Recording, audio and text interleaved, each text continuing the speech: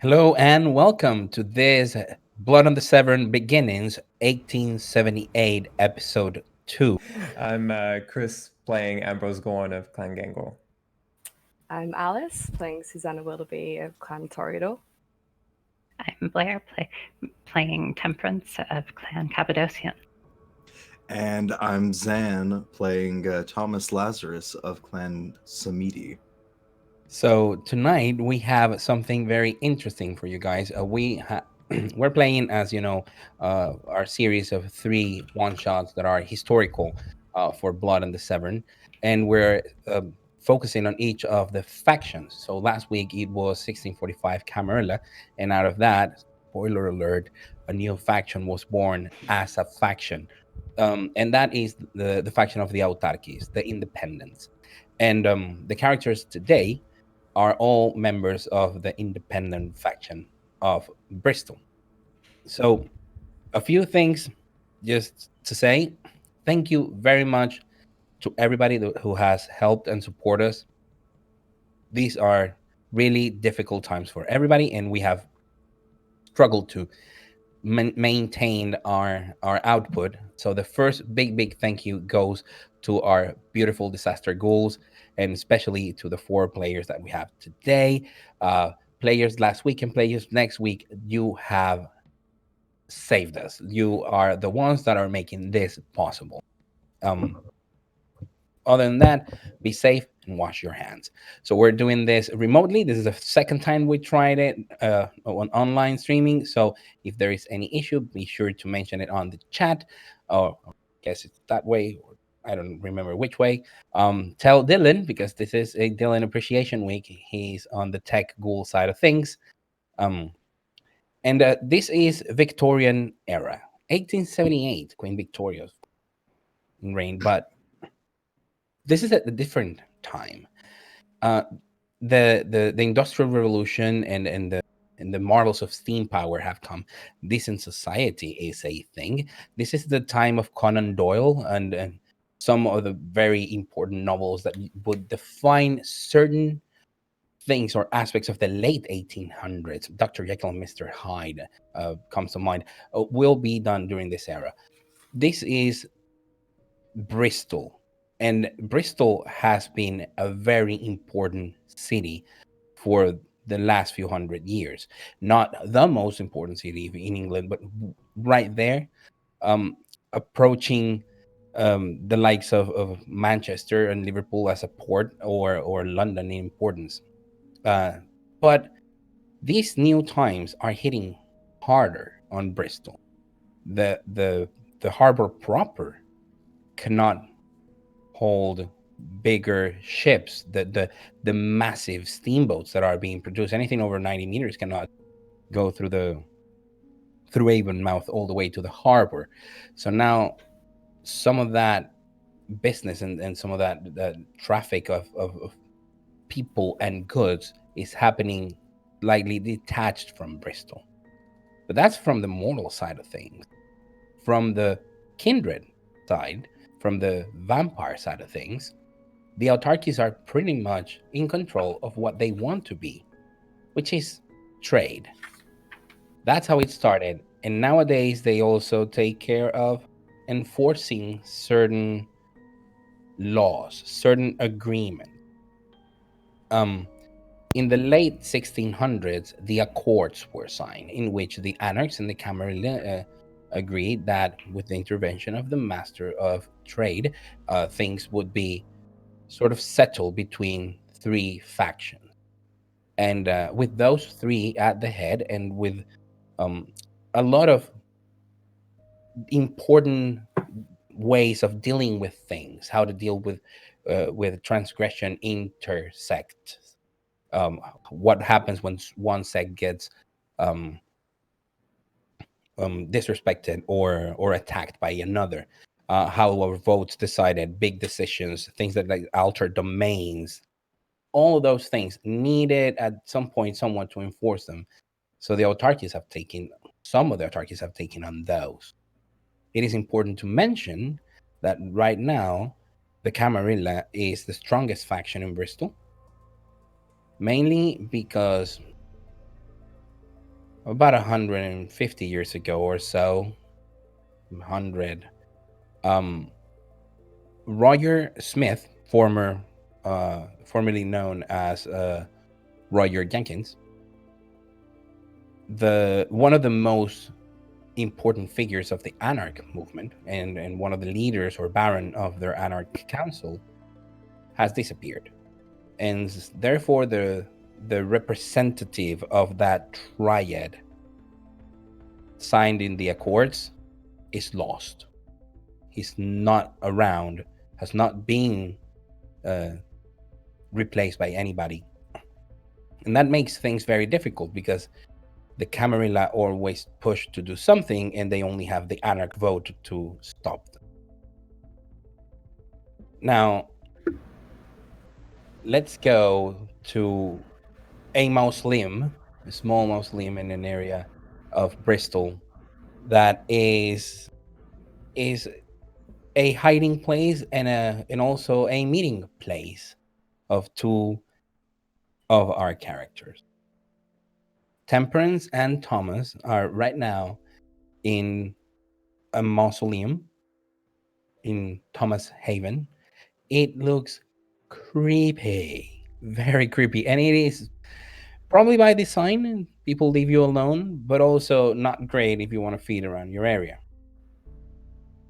Um, and Temperance is finishing the details of a Oblivion ceremony. So, you could please describe Temperance to us, Blair. Temperance is a woman in her mid-20s with dark brown hair, very bright blue eyes, and skin that is almost the color of milk because that happens with Cappadocians. Currently, she is finishing scrubbing away a circle she had drawn in blood that had held a spirit just moments ago. Okay, and Sandra, can you describe Thomas? Oh, most certainly. Thomas is an older gentleman in his late 50s. Hair starting to bald, pulled back in what little horseshoe he has left, pulled back in a ponytail, wearing loose-fitting but somewhat grimy clothes.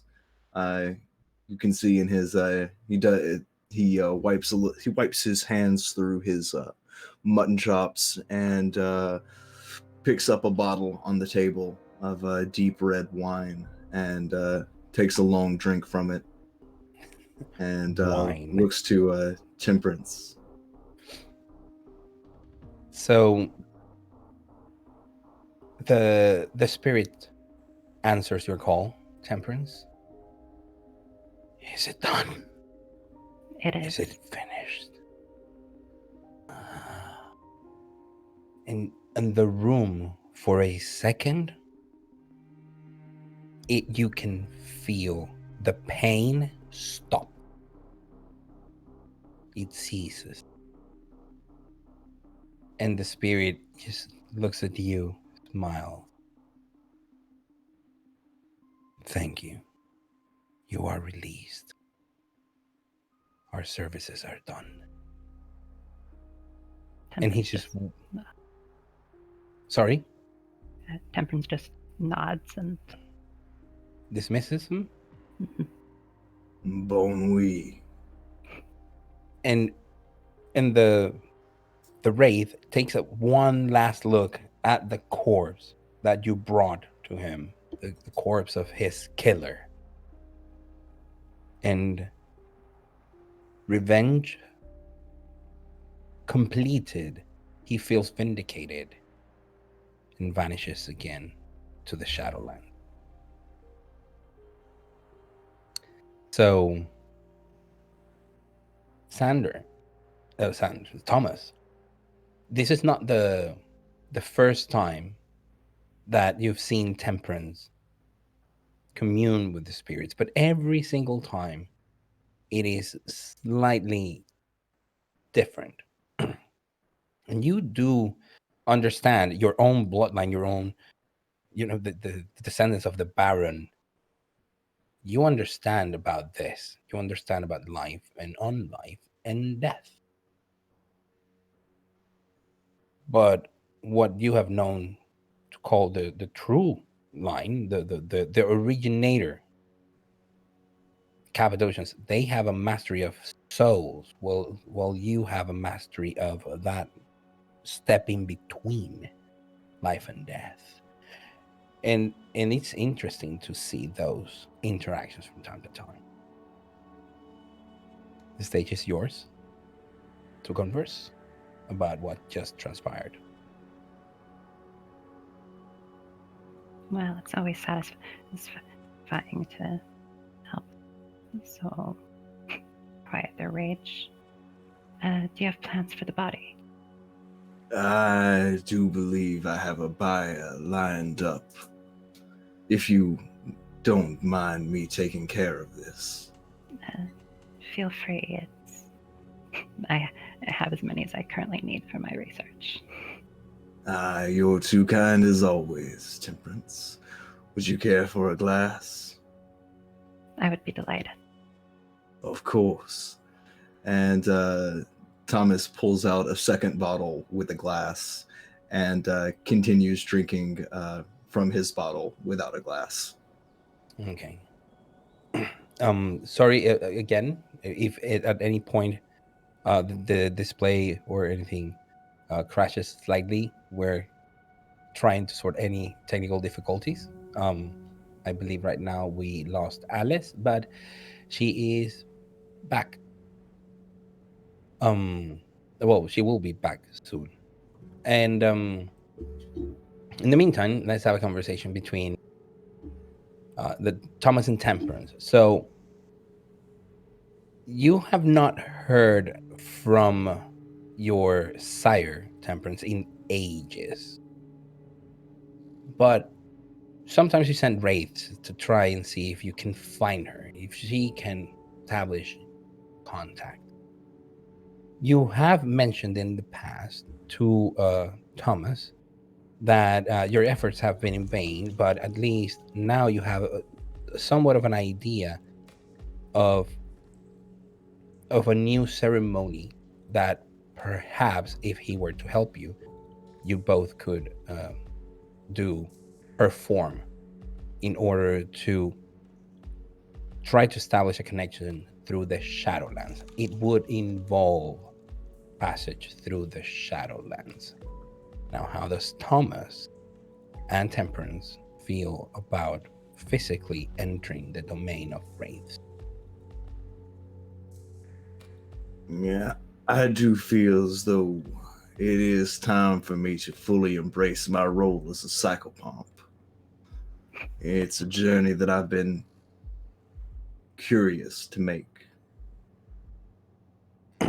Shadowlands are an interesting place to physically step in. Would be quite the experience.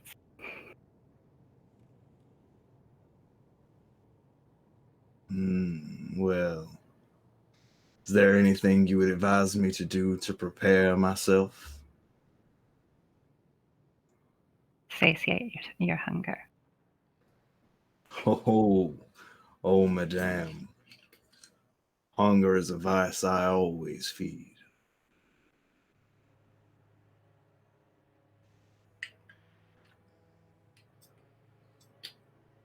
Also, make sure you know your mind.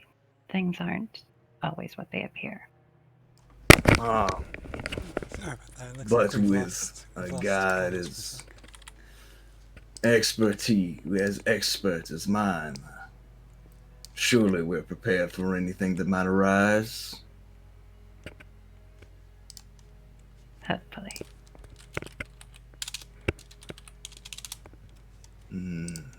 Well, I suppose before we send this body off to the morgue, I could indulge myself just a little bit.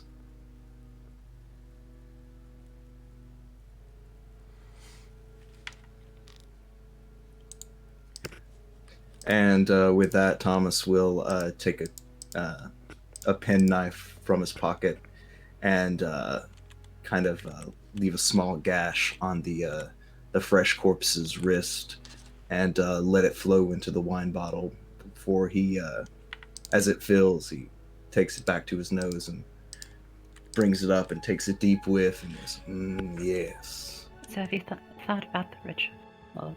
Do you have any concerns? I know stepping into the Shadowlands sounds interesting and thrilling, but there's bound to be some complications. Well, are we... In what tradition are we doing this? Whom are we beseeching as we take our journey? We aren't beseeching anyone. We're just using the power that exists. But there's safety in ritual, is there not? Of course. Certain things. Sorry, tongue-tied. No, it's okay. Certain safety measures must be established, but we need not to call on any outside power. Well, I hope you don't mind if I reach out to the Baron and ask for a little foresight in this endeavor. Do as you will. Whatever makes you more comfortable. And you see Thomas pull out a large cigar and begin to puff on it a little animatedly, since the breathing motion doesn't quite come as naturally as it used to. As he takes another deep draw from his wine bottle.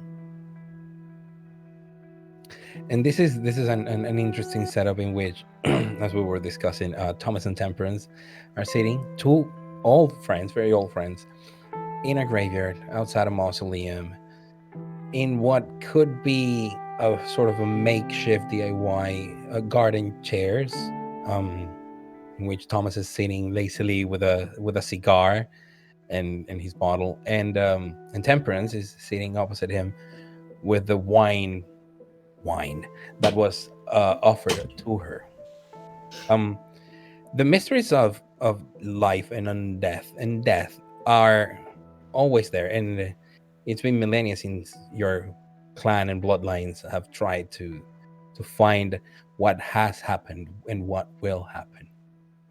But if someone knows exactly what is happening, is Susanna Willoughby. She is in the era. The night comes and you feel your body reanimate itself. Those connections in your brain starting to kick off. You're no longer dead. You are alive. And the first thing you would do is pull on that lever and have that gush of steam coming out. There is, of course, someone outside saying, Miss Willoughby, you have a visitor. Oh, bring him in. It's Josiah. Oh, okay. Then bring him in quickly. Thank you. And they quickly scoot. But your house is already coming to life as you are coming to life. And you have that temporal stupidity moment that comes with waking up. But this is not you coming to your senses. This is you getting your senses back. They were gone. You were dead for as long as the sun was out, and now no more. You're alive and you're moving and you are pumping and you're feeling it, and you hear the clicking and clanking, the clockwork and the machinery, the gears rolling and pushing, the steam. The room starts getting warmer as you start getting ready. Wonderful. By the time you get to the living room, your sire is there. Ah, Susanna, ragazza, bella, as always. How are you? Oh, I am very well. Thank you for asking. I've come here to talk to you about these new ideas that I have. Oh, wonderful. Would you like breakfast while we talk? Oh, yeah, absolutely. Yes. Right, For she sure. goes over to her sort of kitchenette and pushes a few buttons, pulls a few levers, and this kind of egg making machine starts cracking eggs, scrambling them, sort of mechanically puts them into a sort of plate as well. And after a little while, she brings it over to a little table and sits down with us there. So the whole experience and the process, it's amazing because you're just there as a witness, and at some point you feel behind you your sire who looks curious and interested of what you're doing, and you're not cracking any eggs, you're not putting any bacon. Things are being taken by the machine, and tiny little hammers are cracking the eggshell, and then put it in, like moving it around. The plates are put there in like a little railway, and at some point one of the levers makes a little steam engine push them around. Yeah. Things that are very over engineered, stupidly mechanized, but Something it's a that marvel. takes, like, it should take maybe 2 minutes, and it takes like 10. Yeah, something But it's like that. beautiful. But it is great, and by the time it reaches you, the food is well done and the eggs are well done, and you have been thinking about how to do it with the salt and not having it spill out, but you would rather have it manually for the time being. Your sire partakes on breakfast with you, and for the first time he actually said, you did not burn the bacon, and the eggs are on point. Wow. Did you finish? I assume you finished your calculations on the distance of the fire and Yes. all of I that. did the work last night. I wasn't sure. I thought maybe I'd overcompensated, but I think they're good. I think they got good work. This is a very good breakfast. I mean, it's very, as you always know, it's not practical, No. and that's what I love about it. This is art. Doesn't need to be practical, but it's still very, very yummy. Now, let's discuss this new thing. So, Yeah. new ideas and new things are your thing, Absolutely. but I would like to have all of my garden illuminated with this electrical lighting. Oh, I want Okay. to see the flowers in the early moments of the evening when they're still like the sun just left them. yes. I Yes, mean, it would I paid handsomely for a gardening architect to do that, and now the prospect of having electricity with it.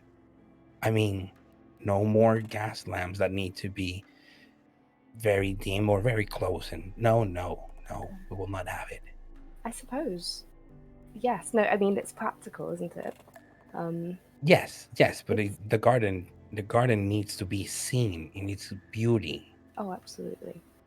I only wonder with electricity, it's so quiet and it's so unassuming that you lose. You don't see the work in it. You don't hear the noise. You don't. I don't know. It's perhaps, Ragazza, cara mia. It's not a thing. I Electricity is a tool for me. I want to have it inside my house and to illuminate my paintings, but I do not understand there's such a thing. You do. You're the smart one. I know it's not something that you would like, but maybe, perhaps, electricity inside one of your train wagons. I mean, you've been working with the Yeah. railways. Have they thought about putting electricity inside the trains? No, I don't think so. See, and then you can have your noise and your heat and your steam and electricity as well. That's great. No, I think that's much better. Excellent. Then please try to find as much as you can about that. Absolutely. Come visit anytime, and I'll work as much as I can, and you can. Yeah, I'll but keep don't you overwork updated. yourself. You have a Okay. couple of days still, and you just finished your last work. So Yeah. thank you for a delicious breakfast. You're very welcome. And please, can you make more of these at the same time? More eggs. As in how many people can be served? Because I'm thinking of having a little get together. Oh no, I can make like a double, triple, quadruple egg machine for sure. I'll see. I'm sure at least 5, maybe 6. Excellent. Well, then I'll leave you to it. Thank you. Also, there's Ambrose, the new guy. Oh yes, yeah. He will be coming to you later tonight. All right, wonderful. I Excellent. look forward to it. See you. Take Bye. care. And your sire departs. In the excitement of what has transpired, I did not have a chance to allow you to describe Susanna to us. Sorry about that. That's fine. She's quite small. She's about 5'3", 5'4". She's got a long blonde hair in a sort of messy braid. She probably would have been wearing gentleman's clothes, just for the comfort of her own home, but quite simple. And she's probably got grime and dirt and sort of machinery residue on it. Brilliant. Now, there are areas in Bristol that are very quiet, very calm, barely inhabited, really, and it is in this sort of places that we find Ambrose. So, would you care to describe him, Chris? Yeah, sure. So Ambrose is around 5'10". He's got long hair, kind of just coming down to like his shoulders, a little bit above that, kind of just dangling loose, light brown hair. He's got everlasting 5 o'clock shadow and a small indent on his chin. Excellent. And right now, you are in the outskirts of Bristol, around the area of Nailsea and Backwell and those villages. Early in the evening, you, of course, living out there in wherever, a barn or a shed, until you can make a haven out of anything. You've been here very, very little, and it's been complicated. But tonight you feed, and the farmland is perfect for it. If you would please make a feeding check with your animal ken, and if I'm not mistaken, it was your composure. Animal can. There we go.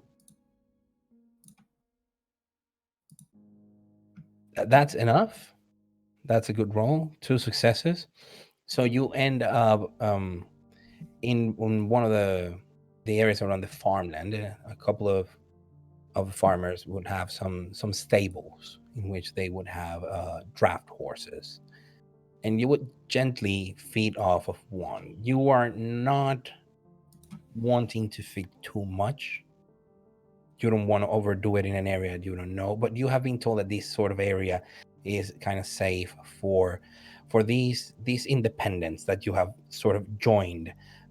You have no love for the Camarilla, sure, but the Anarchs seem to be a little too extreme in their views, and these seem to be an odd faction. Now, as you feed and you take your hunger back to 1, which would be the level of hunger that everybody is having right now, you leave quietly, and you can hear some noises. Probably they are people. That's definitely people. They're not very far from what you are. When you're leaving the stables, you find out that there is some giggling behind the stables. It looks to be a young couple. It's a man and a woman, and they are not rolling in the hay figuratively, but sort of literally. They are laying down in the hay, caressing and kissing each other a little too passionately. you can feel sort of that innocent young love in them, and they're right there, not 5 meters away. Do anything? You think anything? Ambrose kind of hears the sound of perhaps some like bumping up against like the stables with the horses, and almost knowing that he himself is in the almost as an awkward situation as they are. His own private little situation here that he doesn't particularly want to get out of, but also listening to the sounds of it and the kind of the young, the kind of like young love, that sort of thing. In his head, he's just thinking this is seen it before. Boy meets girl, boy knocks up girl, girl is completely dunzo. Like, Yeah. and he has this like brief moment where the inner cynic in him just wants to speak up, and it's held in check by his common sense. And with that, he kind of just like slips out, and as he walks away, just mutters under his breath, like, "Have fun." And yes, and it has been difficult for Ambrose to connect in any level with mortals or with society or the changes that have happened. But this is a clear example. You have seen a lot, maybe not everything, and there's of course plenty of things that can surprise you still, but the day-to-day brings no interest to you anymore, as you then would take a carriage back to the city of Bristol. And by the time you get there, even though it is not a city that is lit everywhere with electricity, there is electricity, and there is also gas lamps in certain areas, and there is a very vibrant downtown, and it's full of people. And on the way to Temple Meads, where the rail station is and where you will meet Susanna, you get to see the noise and the laughter of others, living and undead. Now, your beast still, you have a little bit of hunger, and they always ask for a little bit of blood, but it's your own self that's keeping it in check, because you don't drink from them. You had your meal. They can leave you alone.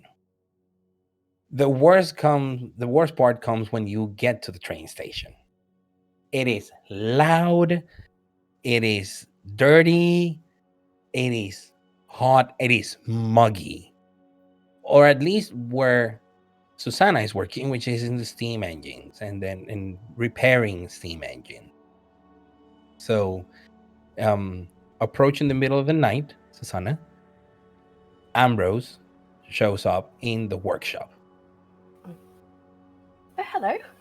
You will have to shout to understand each other. Don't shout to the microphone. We want to preserve people's ears, but imagine this is a shouted conversation until they move to a Yeah. quieter area. Haven't seen you in a while. I'm making the rounds. It's almost louder in here than it is out there. You know that, right? I hadn't noticed. It's great. Gosh, no, it's wonderful. Are you where have you been recently? I haven't seen you in the city for a while. I still haven't set myself up with a place to stay, so I'm making my way around the outskirts, kind of going from place to place, home to home. Okay. Just waiting until I can find a place to put a roof over my head and keep the sun out of my house. Yes. Well, if you need any help, I'm happy to give you a hand or give you a place to stay. You're always welcome. in my workshop. I know. We trade in favors, but I like it when people owe me, not the other way around. Fair play. Fair play. And that is a reminder that yes, the Anarchs trade in favors, and that is probably the most profitable thing. You are working with a guild. You're a chartered member, and as it turns out, in the middle of this night, which is the 18th of September of 1878, you are all approached, which is not difficult. An envoy from the Anarchs shows up at Sans Thomas Haven, and at Susanna's workshop, notifying you that you have been summoned by the teacher. It's quite urgent. Well, thank you for sending that message our way. We'll be sure to leave promptly. On Susanna's end, Wonderful. Is it urgent? yes, most urgent. Okay. All right, that's fine. We'll get there as soon as we can. She says, like, arms deep in like a machine. I'll just finish this. Tonight would be like as right now, if possible. Thank you, miss. Okay. And Thank you. turns around and leaves. Fine. Right. So you all need to make your way to where the teach is. He is right now in Spike Island, basically where nowadays the SS Great Britain sits, but now back then he would not be right that area, just around Gas Lane in those parts. And he has this house that he's using sort of as a headquarters or office where people come and go with the jobs. Susanna and Ambrose would get there first, but they're made to wait until Thomas and Temperance show up. And then you are all seen to the teacher's room. And he's there, and there's a massive table. This is a man probably in his late 30s, early 40s, with black hair and a bushy beard and a mean air about him. But you know he's a businessman, and he does what he does. And he's working around with lots of papers and charts and maps and naval routes and things like that. And when you come on, step in.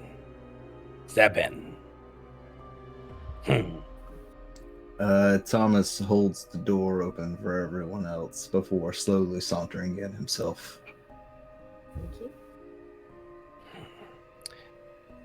And he looks at a little, like for a second, he looks at Ambrose, as in, why is he here? Then he turns to see Susanna. It's like, oh, right, yeah, they're supposed to be together, and goes back to his senses. So this is not the usual thing I would ask of you, Thomas and Temperance. We have something to investigate, but the coppers cannot be involved. Something you probably consider beneath you because it's a mortal who has been killed,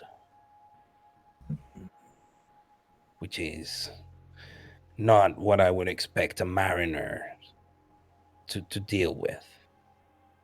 But this is a ghoul of one of the Camarilla Princess advisors. And she's cashing in.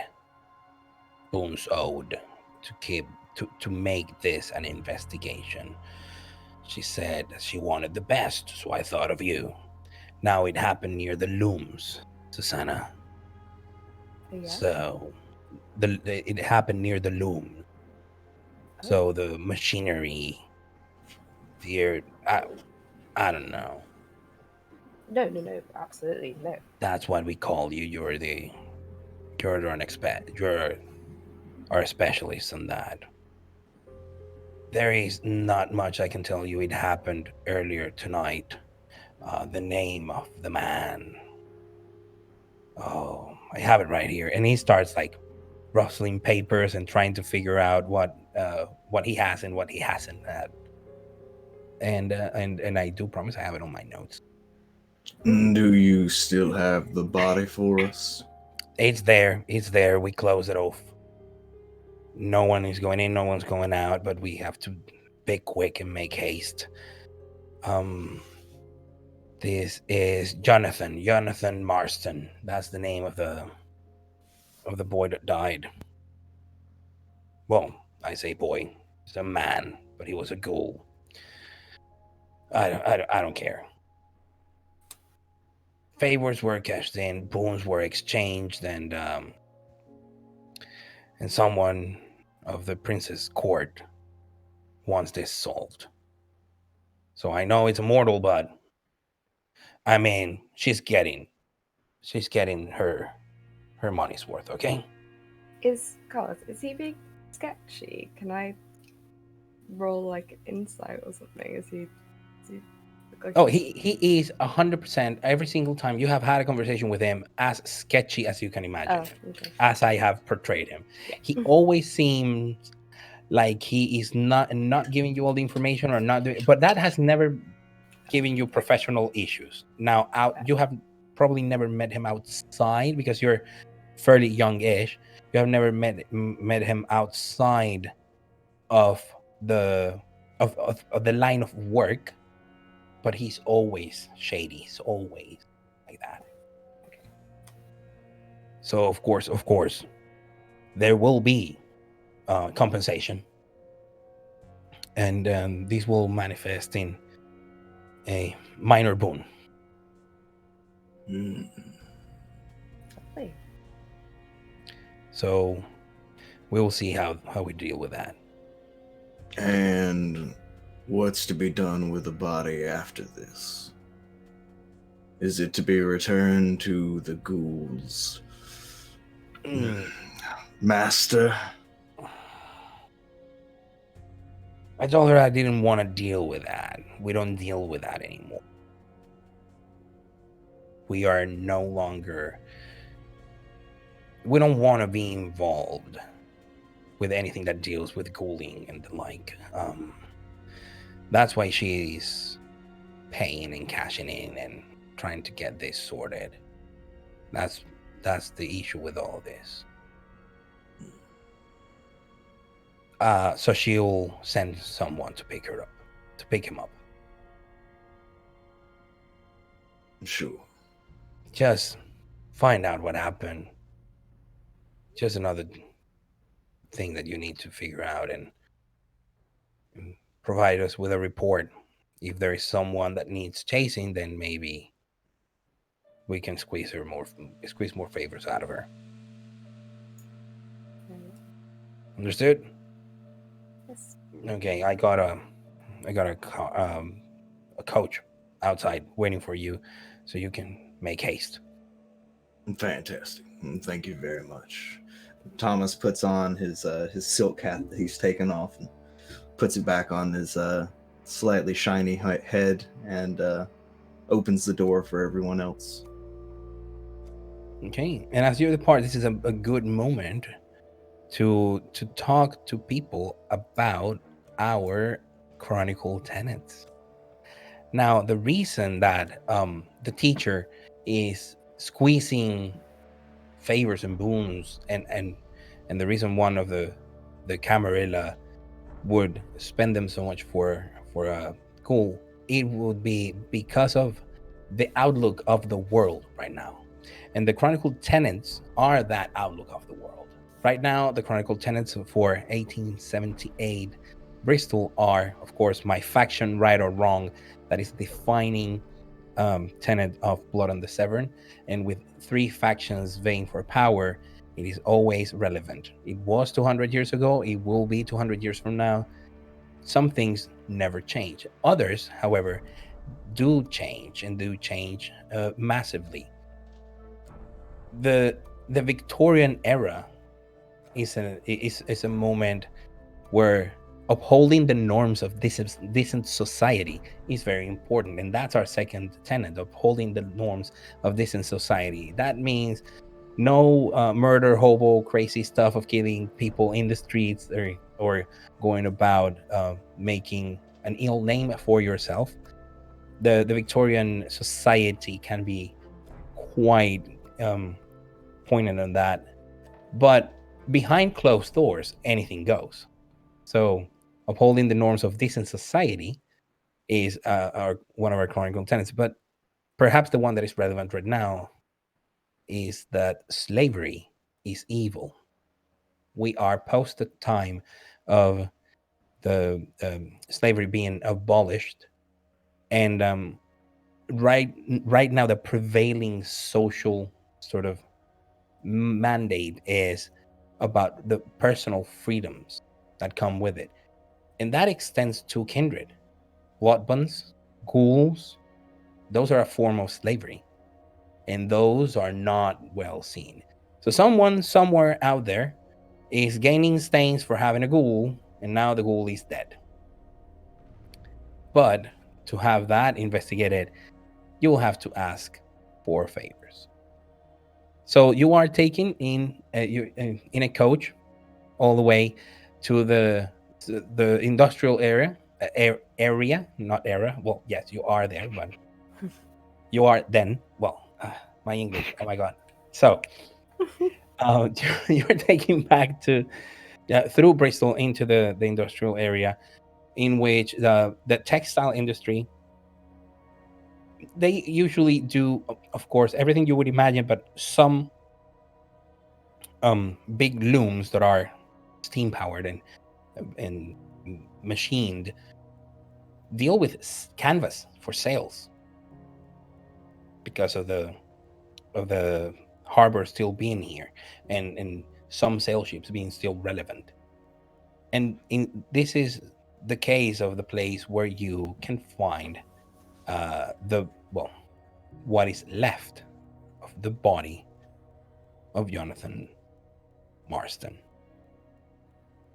Susanna is like first out of the coach, like right out there, looking at everything around, just taking it all in for a little while until she's otherwise pulled along by the group.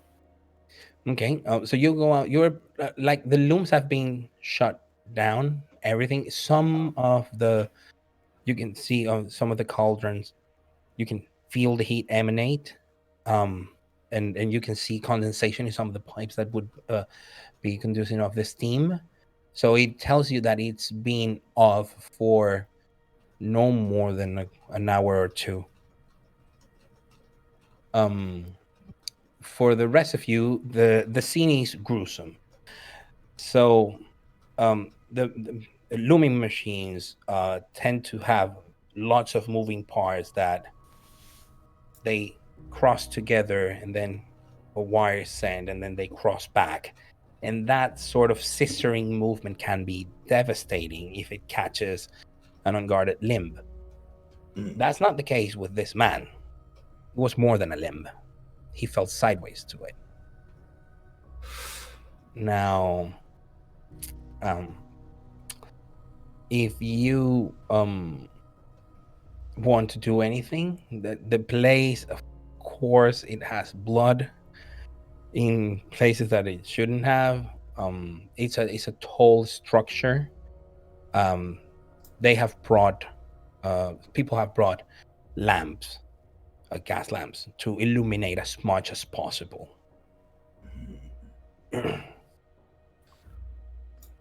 Well, I will be the gentleman here and let anyone else who wants to take a look at it before I offer my expertise. No, I'm actually quite alright, thank you. Temperance steps forward and gets pretty close to the body and is examining the wounds for a moment. Okay. Does it seem like this person was alive when they fell in, or like someone threw the body in? Well, you could try to do an intelligence plus medicine roll if you have it. Or I do. I also have a specialty with cadavers. oh my god, you're good. So you roll. Your intelligence plus medicine, and the modifier add a +1 die from your not creepy at all specialty. Oh, that's 2 successes, which you have enough to know that the person was not alive or had just passed when they were thrown in this. But you have no idea what the cause of death is, but you do know it was not being. I don't know how to say it in English, but in Spanish the word is, well, it's not good. Let's leave it at that. But He do was you? already dead before he was put in here. That piques Thomas's attention, the interest, because I mean, first thing you would believe is like, yeah, he was killed by this, but now, what are the reactions of the others? Sorry about that. Child, is there anything that you think you could learn from this? You're here to learn, aren't you? He says, looking to Ambrose. If I actually am a little off guard. I wasn't expecting him to be talking to me of all people. I always thought you were the expert on bodies, but if he wasn't killed here, I guess we look for signs of some sort of fight, or that the body was brought here. We find out if he wasn't killed here. We find out, this didn't kill him. We find out where and how he was killed. I mean, usually in establishments like this, there's a sort of foreman or someone just poshing around, taking care of things. I wonder if there's anyone would have seen them. Well, you could certainly ask the people around. Yeah. Before we go getting outside parties involved, why don't I take a look? Okay, cool. And Thomas will walk over to the corpse and take a deep drag off of the cigar, slowly breathe out over the face, and use his ability CSI shit. Yeah, which is okay. It's anachronistically named of part of the lore sheets of the Hecata of the Samedi. Do me a wits plus alertness roll, difficulty 3. Let's coming right up. There's my alertness. Wits plus alertness.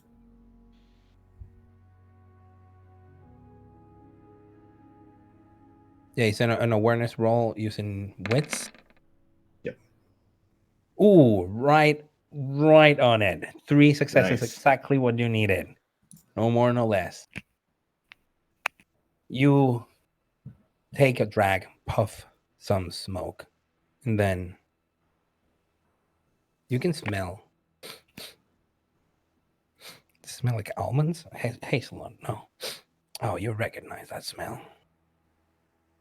For it doesn't smell like anything to other people. It didn't even smell like anything to you when you were alive. But now you know. Arsenic. And I'll heighten my senses just to make sure I get a good whiff of it. Absolutely. And yes, it confirms like arsenic in real life has no odor, but there is about like a 2% of the world population that can smell it, and it has like a nutty, hazelnutty or almondy um smell to it. And that's what you're feeling. And you know that this is not something that came with your body when you were born. This is something you gained after you were embraced. And yes, you have encountered mortals that can sort of identify it by smell. Well, and you get a good whiff, and yes, it is. It is arsenic. He was poisoned before being thrown into the loom. Well, Temperance is right. He didn't die here. He was poisoned some time ago. Arsenic. God. I mean, I hate to be callous, but if you're going to poison someone and kill them, then why go to the trouble of then putting their body through a loom? It seems like a great deal of effort. Because if you've been mulched, they don't look for another cause of death. They don't look for poison. Oh, no, actually, no. Point. Thomas, you see that this guy has at least the basic rudimentary thinking of a mariner in that way, a sort of law enforcement probably is in his background. You don't know. But that kind of reasoning of motive, or what he said, oh, look, if he didn't die here, then we would find where he actually died. Those are things that you could say, because he's still looking for a place in the Anarchs. It could be as a mariner. You never know. He hasn't had that stint yet, but you're all supposed to be on the lookout. I won't say anything to him, but I'll note it. Cool. Can't give the child too big of a head before his time. Yes, Autarkis. Sorry, the Autarkis. Did I say something wrong? Apparently, it's okay. Yeah, you kept saying Anarchs. Oh my God, why? I'm an idiot. No, sorry, it's Autarkis. It's independent. Autarkis. Bad storyteller. So, Susanna, are you gonna pursue your line of thought and talk to the foreman? Going to turn to the other three and say, right, well, if we've done this, I'm going to go and have a chat with whoever's here, if that's all right with you guys. Go right ahead. Right, okay. Just a mo, and then I'm going to go and find a foreman. Ambrose, do you go with her, or do you stay with Temperance and Thomas and the body? I'm a very different kind of chat, but I'm going to go with and kind of just stand behind her. Yeah. Okay. My definition of chat is, I have this feeling that my definition of chat is very different to hers, so I'm literally just going to go stand behind her. Okay, cool. The people that are there are some some ghouls of the ghouls, some neonates of the Autarkis, and you do not recognize a couple of people. You would assume they're Camarilla. Okay. But they do bring the foreman to you. Wonderful. Okay. And it is a man that has been clearly beaten. Right. His collar has been fixed, and someone sort of did his tie for him, because you can see how it is. And his hat has been put in his face, but he has a black eye. His lip is swelling, some blood that has been wiped, and of course some dirt on him. So he has been clearly beaten not 10 minutes ago. Right. As he's brought to me, is it Autarkis or Camarilla who bring the foreman over? Camarilla. I just give them a look and I say, was this you? He fell. Didn't you? Right. Yes, I most gravely down the stairs. Right, okay, come with me. That's a good chap, and I'm gonna find another place away from the Camarilla, and he looks at you, looks at the man, looks at you again, and goes with you. Yes, No, it's fine. Come on. Right. I'm terribly sorry about all that. You just take a seat. Take a seat. Have they asked you what you saw in the last hour or two? That's the only thing I've been asked. Okay, all right. I'm assuming they weren't very happy with your answer. No. Okay, well, I'm not here to hurt you. I just want to have a chat. Is there anything, if you try really hard to remember, is there anything bizarre or unusual? No, sir. Mr. Marston would come on like normally in some evenings to check on the work after we finish, and to get the papers done. Right. It's not unusual for him to be on the late shift. This is one of his business ventures. He's not the direct owner. He tries to do the over the check, over the shoulder check that no one is around before he throws gossip. But when he turns to the side that he has a black guy, he has to turn his whole body. No. And it is said that the mistress that is running the looms during the day, well, they say that Mrs. Joanna is his lover, but I do not believe it. I've never seen anything like sort of in here in the nights. He's just the real owner of this. Mrs. Joanna is just the manager. And do you see Joanna often? Oh, every day. Every day. Okay. You've never seen them? Have you seen them together? Not in an improper way. Never. No. Way. Okay, of course. They have a good. It's a very professional and proper relationship. Okay, absolutely. I turn over to Ambrose and I give him like a, come on, give it a go kind of look. Ambrose has spent this entire time looking at the guys from the Camarilla, who I'm guessing are still around, kind of like looking over maybe. Yeah, they're waiting. They're warehouse. they're waiting for you to be done with the guy. Basically. I spent I literally have ignored pretty much everything that's said, and I actually just go and walk over. When if you look over to me and you're like, Ambrose, can you help me? I actually just walk over to those guys. Okay. And I point down to the mulched guy. Mm-hmm. And I asked. First off I go up to them and I'm like, he didn't tell you anything extra when you beat him, did he? When he fell. No, he didn't. Into your fist. And he loses a little bit of his composure and straightens his jacket. We were looking for information. Apparently, he says that Mr. Jonathan was the owner of this place, but he was not the owner of the place. So that's very suspicious, isn't it?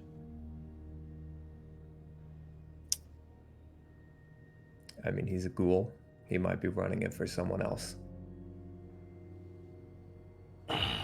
And as you say that, he clearly is like distasteful for him to admit that you were right. He doesn't want to engage in that part. He just looks to the side. Well, would you please let us know when you finish questioning him? We will be taking them with us. Can you try and make sure he doesn't have any more fools? He's a clumsy kind of guy. I will see what I can do, but I may. So, one more question for you, buddy, and then I'll get out of your hair. The guy down there, the mulched guy. Who in the Camarilla's ghoul is he?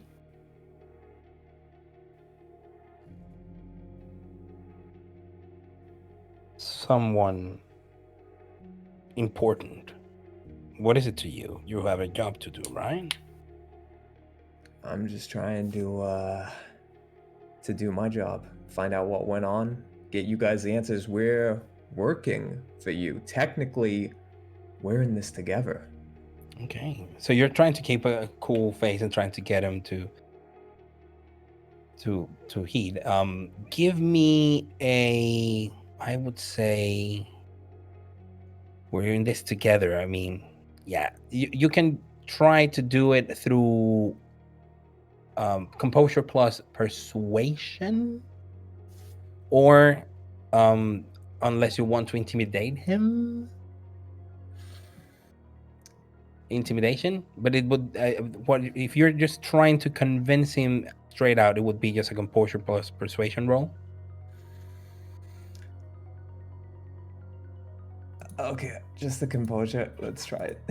Ooh. I have no persuasion. It is a success, nonetheless. And it's good that you didn't get any successes on your hunger die. It would have been a messy critical. You don't get to convince him of anything, of saying what the person is, but he'll tell you this. Listen, we're in this together, but when someone with the power of a Ventru moves that power to get answers, I think everybody should get together, don't you think? Can I make an educated guess on what kind of clan he is? I'm gonna is he got is his knuckles the ones that have signs of someone Yes. falling on the floor on them? Yep. Yes, he is. He does have signs of being sort of recently in a scrap.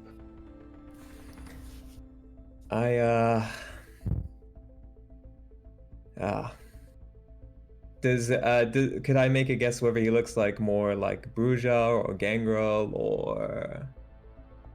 You would be hard pressed, but if you had to put your money somewhere and he was Camarilla, it would be closer to Bruja. I don't think your Ventru Master will give a shit if you wake up tomorrow night, in all honesty.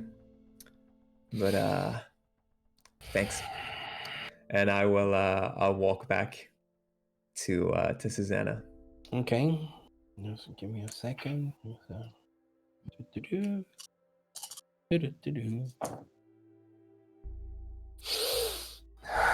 You see him take a deep breath, because you throw those lines like stings, like needles going through him, and he could, even if he was a gangrel, that is something that is very true of the Camarilla. The lords don't care about the others, especially the elders don't care about the neonates. So regardless of his clan, that would have made angry anybody, but he managed to stay composed. Susanna, are you? Yeah, as Ambrose comes back, I probably just turn to him and say quietly under my breath, so what did they say? They you know what, maybe not in front of this guy. Are you finished? Yes, I was and I turn back to the chap, and if he still looks like he's in pain, she'd probably pat her sort of her dress and her pockets and find a little very small box and give it to him and be like, this is for the pain, and it's got some good old-fashioned Victorian pain drugs. Painkiller. Painkillers. Painkiller. Yes. It's Victorian era, but we do not advocate the use of any of those. Yes, Victorian. And haven't done that for hundreds of years. So it's just. Yes, she just passes it to him and says, "Thank you very much for your help." He takes it. Thank you. And he opens it, puts the pinky, and puts it in his pocket, straightens his jacket, stands up. Before he goes, can I activate Eyes of the Beast, and which turns Ambrose's gray eyes to like a piercing red, and in the like deepest kind of like growl I can sort of manage, I'll be like, there wasn't anything you've neglected to tell us, was there? Do you have the intimidation skill at all? Yes. Okay, I do. then you don't need to even roll, because that also adds on top of your dice. The mind gets a little paler. No, nothing. I've not left this place. He was supposed to be working, and he was in his studio. That's it. That's all I know. And then the eyes just go back to normal. Perfect. Wow, what a psycho move. Have a good evening. Mister. And I will like pat him on the back as he walks away. And he goes, I mean, and now he seems a little too eager to go back to the people who hit him. Turn to Ambrose and I say, nicely done. Didn't know you had it in you. Okay. I'm more than a pretty face. With this like clear, like kind of like sarcasm under the voice. So, well, you are still, all of you are in the looms. Anything else you want to do? Something you want to... While they're off talking to people, I look at the body and I'm going to activate the binding fetter. The binding fetter. So that would be Oblivion 1. Yeah. Okay. So you're trying to determine... Oh, here it is. So, okay, this bears a little bit of explanation. So we are, of course, using not one but two of the bloodlines that are showcased in the upcoming, very successfully funded in Kickstarter project from Onyx Path Publishing, Cults of the Blood Gods, where the Hecata as a clan is described, and it's in its bloodlines, the Giovanni, the Cappadocian, Lamia, Samedi. So in this case, also they talk about new powers of the discipline that they share with the La Sombra, Oblivion, and the binding fetter is an Oblivion power that allows in this case it allows Temperance to identify objects or locations that are important to ghosts. Fetters are sort of like icons that bind the dead to their existence, and in the case of Temperance, knowing those fetters and if they have any significance to an undead, they could be used for potentially ceremonies, the equivalent of ritual. So I'm gonna ask you, Temperance, to make a Wits plus Oblivion difficulty 3 roll. And I did 4 successes. Oh my god. Wow. Oh, there it is in my table. Yeah. It is enough. And in this area, well, actually you do identify something, and it's on the body of this man, and it's a ring that he has on his hand. I'm going to attempt to take the ring without the Camarilla people noticing. Well, the people that are around are your people, like sort of like they send the people who are going to investigate, and they're moving it around. The teacher is basically handling the political situation right now. Okay, yeah. But he does have a ring. The ring then. Okay. While she's taking the ring, I'm going to offer a little bit of cover and activate awe while I take a deep drop from the bottle and say, "Well, it looks like everything here has been settled. Why don't you all go home now? Nothing to see here." People focus on you, not her. That is a very good distraction. And by the time Susanna and Ambrose come back from the questioning, Temperance is standing up again, and she straightened her dress, of course, sort of palming the ring in the process. Um, the people around it nod in acknowledgement. Yeah, okay. We'll notify the Camarilla that they can take the body. Then you have everything you need.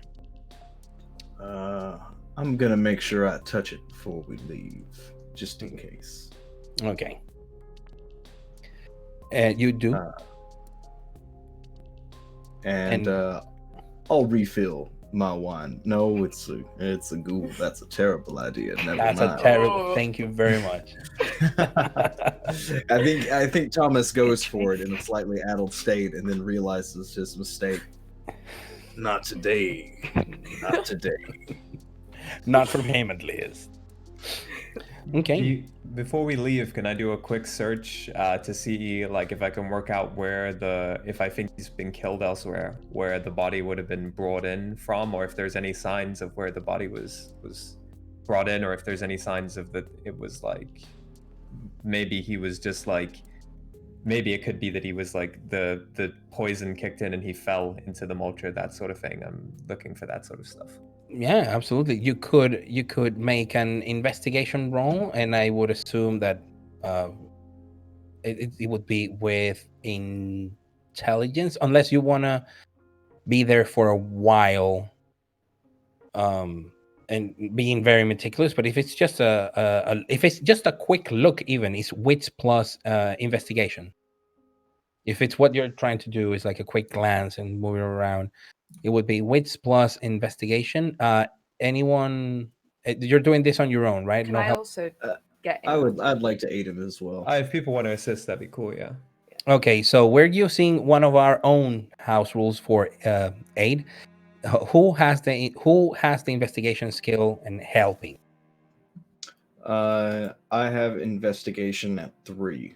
Okay, so Thomas does not give you an additional die. He just gives you an outright success Okay. because he's good at what he does. Are you helping as well, Susanna? Yeah, but I only have a 2. Okay, but you do have the skill, so you give him a die. Okay. Are you assisting Temperance, or are you still dealing with findings? I'm still dealing with my findings. I don't have Okay. investigation anyway. Okay, so do a wits plus investigation roll, at 1 circumstantial bonus to your thing, and at the end, add 1 success. Yep. I did the roll already, so I'm just gonna do a quick rouse to get a die to see if this was okay. So 3 total. 3 successes. Okay. So with 3 successes, you do, of course, you already knew he died of something different than this. And a quick look on top, in the sort of like in the walkways and the ganders in the roof of what would be the part where the machines are, there is a sort of a walkway on top, and you can sort of see, and then with the help of the good eyesight of both Susanna and Thomas, you identify a piece of torn cloth up there, and it doesn't seem to be from the clothes this guy has on. And with that, we are gonna pause for a break. So, first of all, a big shout out to Dylan, who is being very patient with us. Hello, there we go, on stream. Hello, hello. I should be Now, anyway. the light on the sweet, sweet voice of the Dilly. Sorry, hang on. Okay, I got some questions for you all. Let me just pull them up. Sorry, this is being very unprepared. Okay. Sorry about that, dude. That's okay. Okay. So Bakra Zephyra is asking what inspired your character. So a quick inspiration for some of your character ideas and what went into them.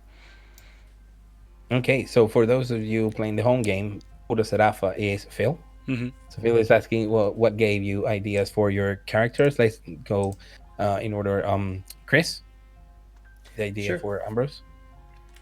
Basically, I kind of wanted to do a character who's kind of like learned to be very self-sufficient, as part of the way he was kind of like brought into unlife, but also he's constantly looking for fun. He's been around for a couple hundred years now. And a lot of things are very boring. Mortals are boring. The Camarilla are boring. They pretend to be better than they are. The Anarchs pretend to be the Camarilla and just say they're not. So he's always looking for some sort of challenge and something to kind of like keep the hook in and keep kind of like post-life engaging. Nice. Alice? Yeah, no, it's kind of just wanted a character who I knew I wanted Toreador, but something a little bit different and a little bit more practical and hands-on. And Victorian era kind of technology really worked with that. I also like the idea of a character who's like in the modern day, their entire internal monologue would just be the Thomas the Tank Engine theme tune, like over and over again. But yeah. Okay. Blair? I was thinking about the Victorian era and things that trying to find something that just I could latch onto to start with character with, and the first thing I thought of was Victorian mourning clothes, which I actually forgot to mention when we were introducing our characters. Temperance is in full mourning gear, complete with mourning veil, except just no longer covering the face. Okay. But yeah, so I thought of that, and then that made me think, mourning clothes, a widow, a Cappadocian widow. That would be interesting. And also, people tend to leave widows well alone, so that's a good cover. San? The only independent women in the time were also widows. yes, yeah. San?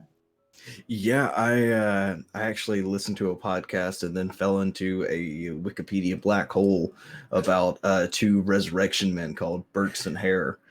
And I had been interested in playing Samdi since they were part of the Nosferatu way back in Old World of Darkness. Yeah. And it just seemed like a perfect mix. Yeah. And I really like what they did with the Hecata in 5th edition.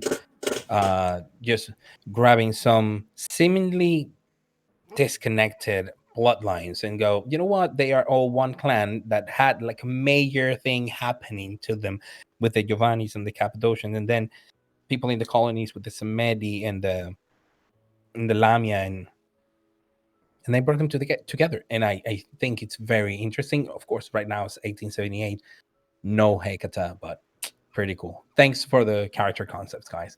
Any more questions, Dilly? Which, on that note, though, we do have an entire episode of Peter and Carlos talk about the Hecata on our YouTube channel.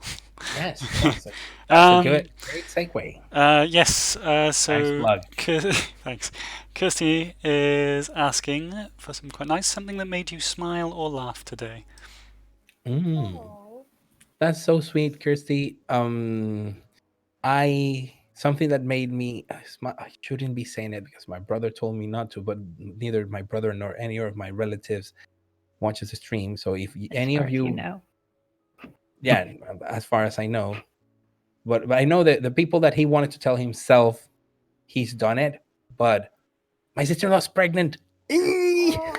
Awesome! Hey, congratulations! Thank you. Great. So I'm gonna be an uncle or an auntie. I don't know if it's a boy or a girl. But I will be an uncle or an auntie depending later. I already have nephews, and they are 8 years old, and this new baby blessing is gonna come later in this year around November, December. So it's gonna be almost 9 years difference, and so I had a small chat with my brothers. Hey, have you told mom? Things like that, because he also lives here in the UK, in Bristol. So, おめでと oh, どういたしました。日本語が上手だよ。日本語が少しできます。でも、私の日本語は悪いです。なるほどだよ。僕も、日本語喋るけど、絶対読まない。Sorry, everybody. さすがっす。みんな日本語で喋るの？日本語ができますか、Chris? I mean, San, just to put things into perspective, San is right now a superhero playing at what I think is like 4:30 in the morning in Japan. And then we have Alice here in the UK, Blair in the West Coast of the US, and Chris in France, and me here in Bristol. So we are like a very good definition of globalizing role-playing games. And I think San is finding out that I speak a little bit of Japanese. Yeah. すっごくびっくりしてたよ。No. So where were we? Yes, something that made me smile. That I'm an uncle or an auntie if it's a girl. I think that's how it works. I don't know. I don't speak English very well. You're an uncle the entire time. Yeah. Unless you make some personal changes, you don't worry. I'm an uncle still. You're an Okay, uncle. nothing's changing. Okay. So Chris, anything that made you smile today? Well, someone said that I'm their favorite in chat, and that kind of makes me smile. But if I'm gonna pick something that's like outside, my friend got their copy of Final Fantasy VII today, and I'm both happy for them and I hate incredibly them. jealous, and I hope they die an unfortunate death. Yes, it's those. And in their will, they penned today that they leave their copy to me. Yeah, something that is the definition of a love-hate relationship. It's like, yeah, they got the game before I did. Alice, something that made you smile? The cat who lives next door finally paid attention to me and came up to me, and I was able to pet it.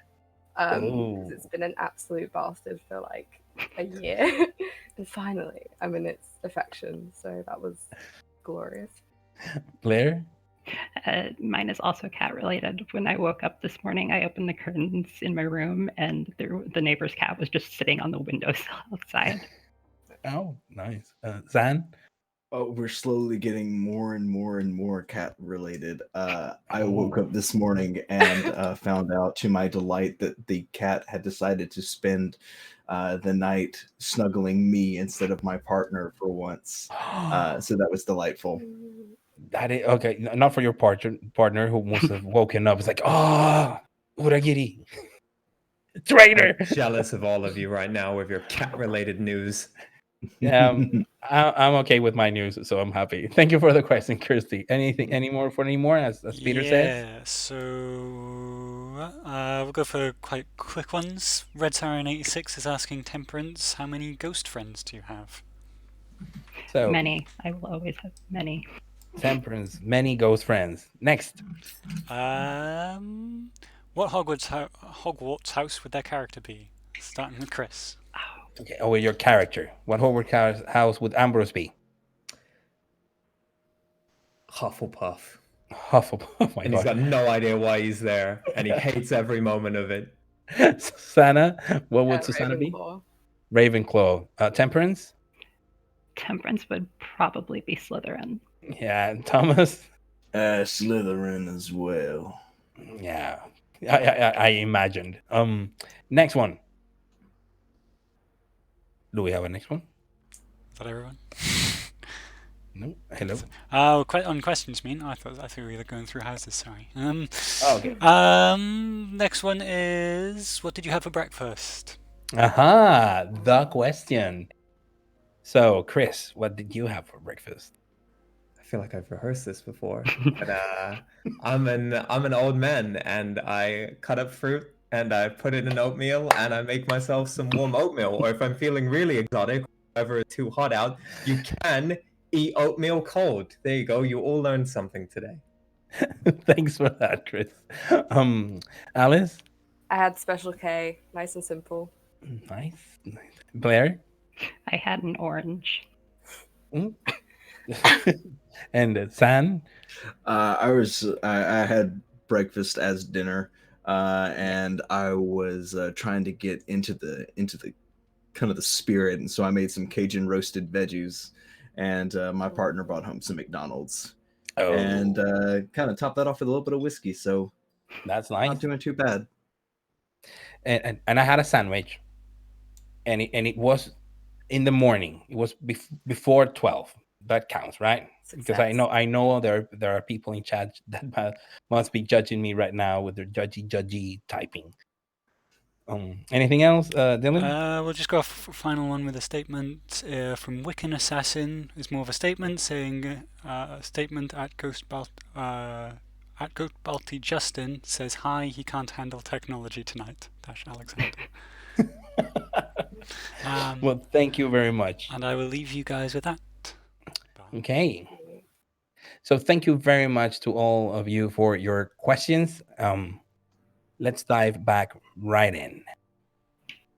So you are there in the looms, and you see what looks to be a piece of cloth hanging from one of the walkways in the ceiling. What color is it? Actually, it's the color what makes you turn. It is a brown tan color, but the man is dressed in dark gray and white. Interesting. So it's sort of like a light brown tan sort of color. And is it just like linen? Is it like quite soft? And it's not like a leather or anything? Well, it's... Oh, sorry, we can't see it because it's all the way up there. Well, you do have auspics, right? I have heightened senses. Heightened senses, and you too. Yes, you can see it is not leather. No, it looks to be something that is part of an attire. Looks like, yeah. Okay. Can I just go get it? Yes. Like I don't feel like I'm like if everyone wants to talk about what it is, that's fine. I'm just gonna go get it. You go. It's a simple affair just to go there and walk. Of course, health and safety regulation is something that needs to start working at some point, but it's not this point in time. But you do manage to go all the way up there now. Although here there is a health and safety regulation for some of those things, so you would see at least some sort of bracing for the ladder that you use, or something like that, and you just recover it, and it looks bigger, of course, now that you're up there. It looks like a good piece torn out of what could be like a jacket or something. It feels very soft and fine, and it looks torn from a sleeve. Yeah, I'm just gonna take it and head back down. Okay. Right, so that's interesting. Did you find that right on top of where the loom is? Yes, somewhat on top of it. You think he was pushed? I'm pretty confident if he fell from up there, he'd land right about around here. Yeah. Oh yeah, you went upstairs when you were up there. You could see, yes, somewhat where he would have landed. Yeah. Well, I would just have to narrow down everybody in Bristol who wears light brown linen clothing, I suppose. Yeah, I mean, Bristol is quite a big city with quite a few people, but at least you have something. There is, though, something in this piece of cloth that is from the sleeve of what seems to be a jacket, and it's a button. And the button has a very nice and intricate pattern design.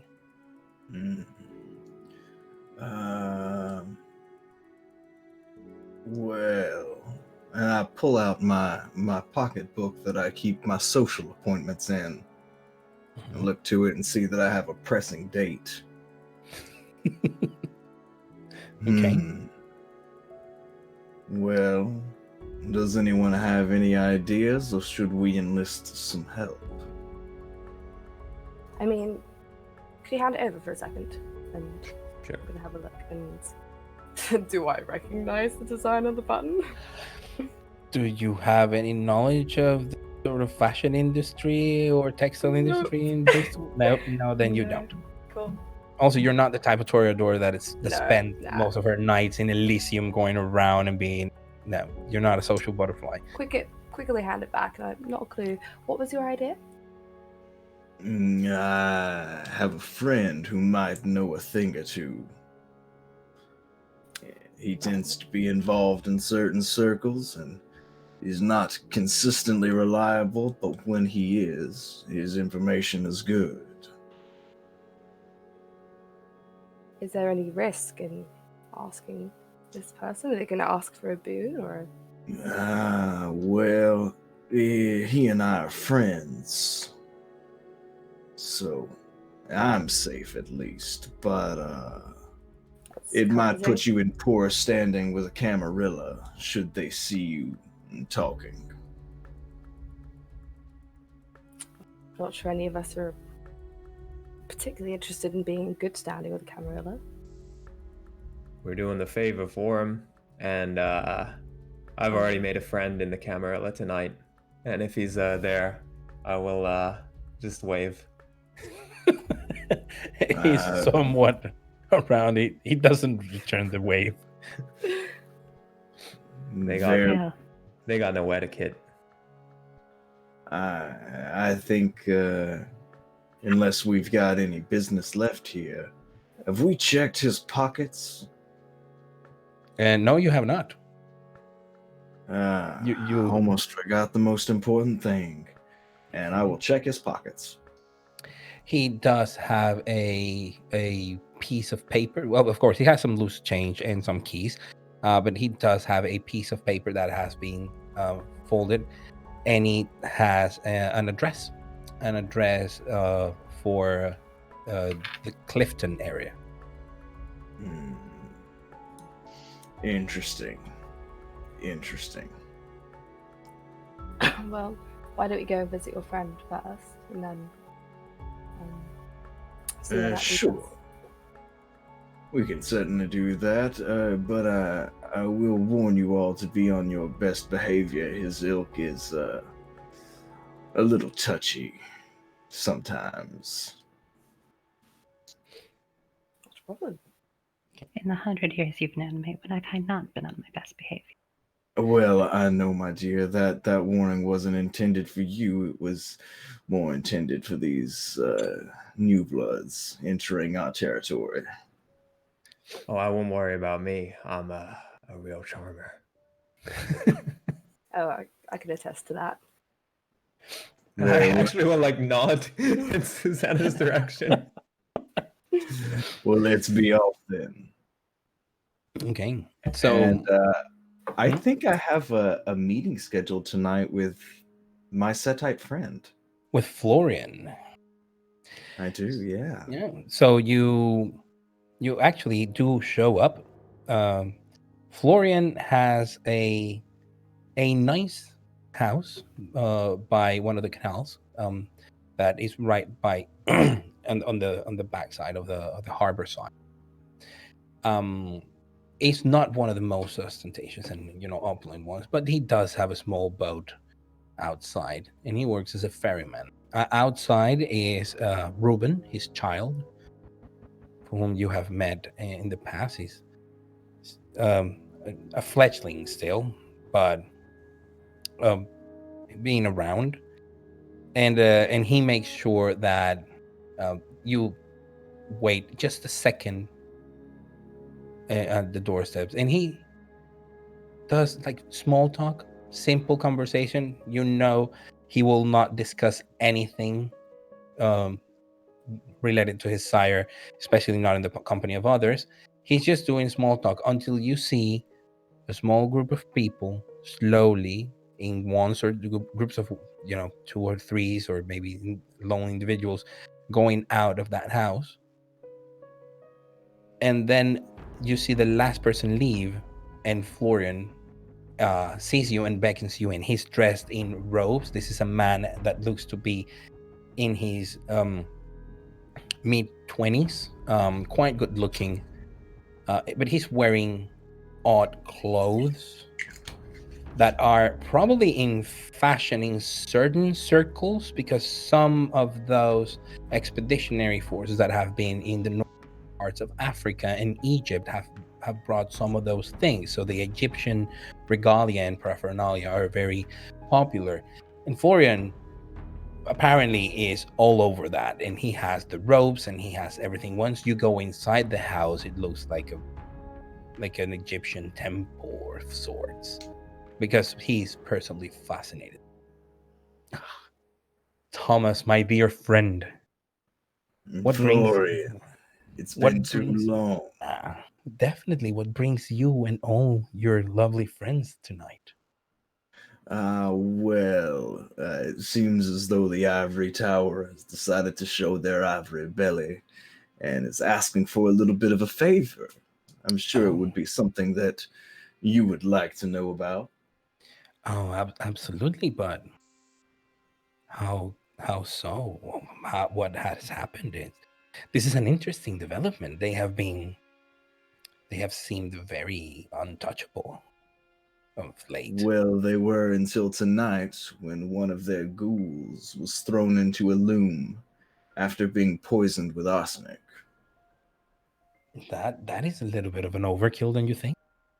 It looks like somebody was an amateur trying to cover their tracks. Clearly, they've never had a Setite involved in looking after a murder. Yes. Yes. Who died? Eh, this man. And I will attempt to change my shape Oh, using the absolutely. exquisite corpse ability. That is such a cool ability. For those of you who have not backed Calls of the Blood Gods and have not read the amazing bloodlines and lore sheet powers that they have created for the different clans. So the Samedi are known for, well, at some point they were known for being very, very deformed and looking like a corpse, but some Samedi can look like specific corpses. So, yes, I will not ask you to make the roll, because you're not trying to deceive anybody. But I will ask you to make a rouse check, Of and course. you will have you can look like a specific corpse that you touched. So, yeah, and that is one success. So you do not go. And for Temperance, this is Thomas doing his bloodline thing, something that you have come to learn and to appreciate even. Uh, for for Ambrose and Susanna, it's a little bit disturbing. He physically changes to how the man looked as a corpse. He's not impersonating anyone. He has Give the same Ambrose a very twisted. weighted look. Yeah. That's a perfect likeness. Thank you. I do practice quite a bit. We also have a bit of fabric from the murderer. And he looks at you a little bit. Wait a second. You said he was a ghoul, a slave, right? Yes. Very few people in the Camarilla are allowed slaves openly. Do you know who he belonged to? Hmm. I believe now is the time for anyone else to speak shit. up if they have this information. Whoops. I would hate to take the spotlight. It's okay. There, we did speak to a man in the establishment. He said that the ghoul was in some sort of relationship with Joanna. Joanna, the Joanna, is she kind? Is she mortal? Is she I vampire? believe she's Camarilla. To ST, Uh-huh. is she Camarilla? Joanna was the person that was in charge of the looms. You never got the name of the sire of the Domitor, Okay, all right, no. but I think Ambrose did get the clan. Yeah, so he belonged to one of the Ivory Blue Bloods. That's little buddy of mine just gave me that tidbit. Well, there are not many that are allowed still to do them, and most of them in the court prince. But that man looks awfully a lot like Jonathan Fowler. Jonathan Fowler, you say? Yeah. Would you happen to know if this address has any significance to Mr. Jonathan Fowler? And he looks at the address, and that does do it. He's like, "Oh my God, yes, this is an address very near College Green. I have heard of certain visits. Some of the men of the city have been doing around that area. They have been meeting this lovely lady that, well, knows how to keep them company."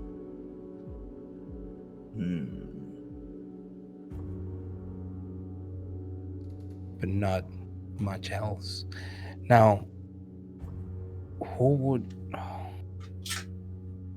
kill a ghoul in such a manner? Whoever would wear fabric akin to this, such poor taste. And I don't know who's actually has the fabric at this point. Is it still Ambrose? Yeah, probably he will hand it. Yeah, I just handed over. Okay. He looks at it, and that's when it clicks. When he sees not just the button, the inside, and the inside of the sleeve, and how do you call it? The lining. Yeah. And he does recognize it because it's a soft silk. It's like, hey, I know who trades in this silk. And he instinctively brings a hand to the silk on his robes. I know the name of this person. I can tell you. I can tell you who bought this. Oh, Florian, I would be forever grateful to you if you would. Absolutely. Give me until tomorrow evening. See to Ruben to put the things in place so we can get a reply by nightfall. Sure thing. Is there anything that you would like us to keep our nose clean of until then? Should we avoid this address or investigate it now? I don't know if you should jump in without knowing what to look, so I would steer clear of it. But I mean, my house is always open. If you need a friendly ear, if you want to have a good time, if you want to give in to your passions, this is a temple. Oh, my friend, you know this is why we get along so well. Please let me give you a gift. And Absolutely. I place the bottle of wine that I filled earlier from our from Temperance and I's victim. Okay. Oh, a nice vintage with a strong resonance. Yes, it'll certainly do the job. Consider it a thank you in advance and a gratitude for your ever so gracious company. Oh, absolutely. And he looks at the rest of you, and he tells you that his house is open. You can even spend the day here, and he has anything your heart desires. Ooh, okay. And if not, he can get it. Interesting. So the ones who wants to stay here can do. If not, can move on. It is it is your choice if you wish to stay at the Temple of the Setites. I know when an offer is too good to be true, but would you indulge me a question, good sir? Absolutely. So some of my kind we can turn into wolves, right? Now, or like other animals. I heard some of you guys can turn into snakes. Is that true? I struggle with reptiles. Couldn't pull it off. Can you do that? Well, not me particularly, but some do. But it's because of certain connections with where our bloodline comes from. Comes from the northeastern part of Africa, and of course, no wolves there. But we have things that would make a wolf boy very happy. I will politely decline, and I will actually just turn, and I'll kind of like tap Susanna on the way out, and can you read pictures? And I'm just pointing to some of the hieroglyphics on the wall as I walk out. Give him a firm no. You're saying he's just looking for an excuse to make a doggy-style joke. Please don't indulge him. I'm guilty as charged. In all honesty, if you at any point wish to experience the best of the best Bristol has to offer. Thank you very much for your offer, but I do have business I have to get to tonight. I hope to accept your offer another time, though, if it's extended. I'll be looking forward to it. Is it Susanna, is it? Yes. Lovely to meet you. Lovely. Temperance, lovely to see you as always. Lovely to see you as well. Thomas. My friend. And he looks at the bottle of wine. I think I'm going to save this for next week when that thing comes. Oh, and of course. I assume that I have an invitation to join you. Yes, you do. You do have an invitation. For you. Of course, my friend, you are too kind. We'll see you tomorrow night then. Tomorrow night. Thank you so kindly. I will extend an invitation to any who wish to reside at my domicile tonight. Otherwise, I think it is time for this old bag of bones to retire. Very well. So if does anyone else has anything they would like to do this evening before we proceed? Sorry? I do. Once I get back to my haven, I'd like to take the time to summon this man's spirit. Oh.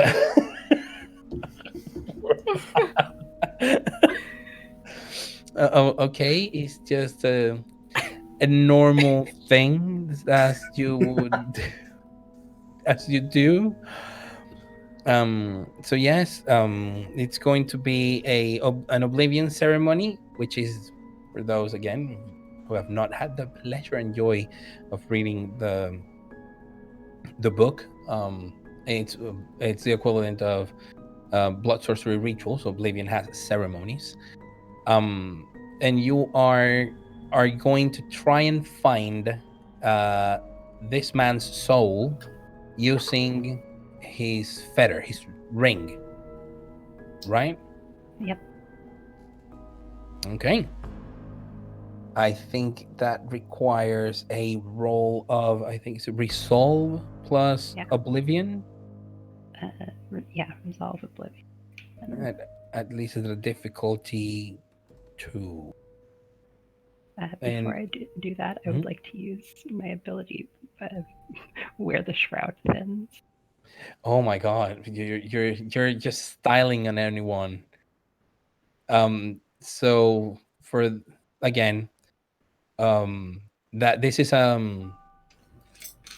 another oblivion power where the shroud thins, which will allow her to know where the shroud, the veil, between the living world and the Shadowlands is thinner, so it'll allow for an easier roll. So could you please do a Wits plus Oblivion difficulty 4 check? Rouse check. I think it. Yeah, I think you can roll directly on the discipline and pair it with Wits, and that.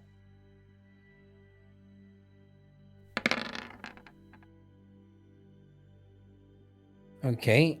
I'm gonna willpower it. Okay. You have 2 successes so far, one of them a 10.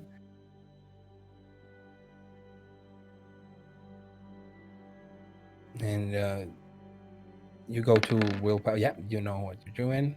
Ooh. Wow. That is 5 successes. So you beat the difficulty. And you know how thin the shroud is in a certain area. It's not in your directly in your haven, but very close to it on a night like tonight. It shouldn't be too much of an issue. Did you already do a rouse check for it? Yes, I did. Oh, yes, I saw it. Cool. And then can you do me a a resolve plus oblivion roll for the ceremony, because your ability of the shroud will reduce the difficulty effectively. I just realized I got a 10 on that. I get a stain. Oh, and oh yeah. Yes, you got a 10 on your rouse check activating an oblivion power. You look a little too deep into the darkness. You are literally looking for where that sort of gauzy, it's like a gossamer. It's like it's sort of a very fussy DC fog that separates the world of the living from the world of the dead. You reach out to it with your senses, with your mind, but sometimes you go for it with your soul. And in this case, it taints you. It draws you in. It whispers your name in acknowledgement, and you gain a stain. This is your ritual, your ceremony roll. That is 5 successes. Excellent. You need to do a rouse check for that one as well. Yeah. One that will not give you stains if you roll a 1 or a 10. So, and you do not go hungry. Oh my! Rolling so well. I mean, please. Okay. You do. You go outside. You go to this place. You do carry with you a little lantern, a little oil lantern. And when you go outside, you cut yourself, and you dab the feather, the ring, you douse it in your blood. And after a little while, even though the shroud is very thin, and even though it is a quiet night, it's difficult to get the wraith's attention, but you get it. The wraith approaches you, and you see who once was Jonathan Marston Fowler. Hello, Jonathan. What has become of me? You've died. Well, been killed, to be specific.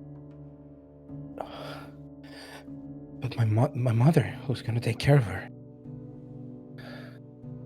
I do not know.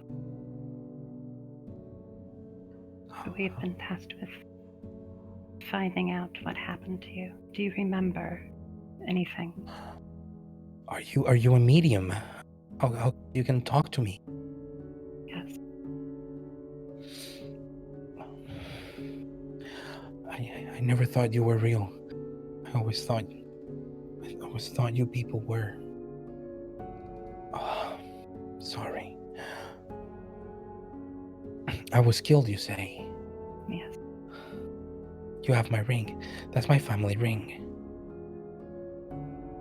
Did my mother I will give that to return you? it to whoever you wish after we catch your killer. Good. You need to get her. You need to find her.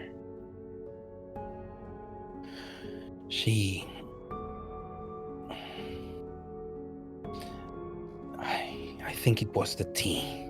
I think she gave me. You were The tea poisoned. I was feeling upset in my stomach after that tea. Who gave you this? Aurora, she said that she would take good care of me and then of my family. But I do not understand what is it that she said next. She just, the last I remember when I was in the ground and in pain, and you feel the atmosphere around the place is starting to crisp. You see him when he starts to shift his mood, it shifts around it, and you sometimes have to be careful. You don't want him haunting you or the feather or this area. But he does get upset. She said something that made no sense. She talked about a king. King?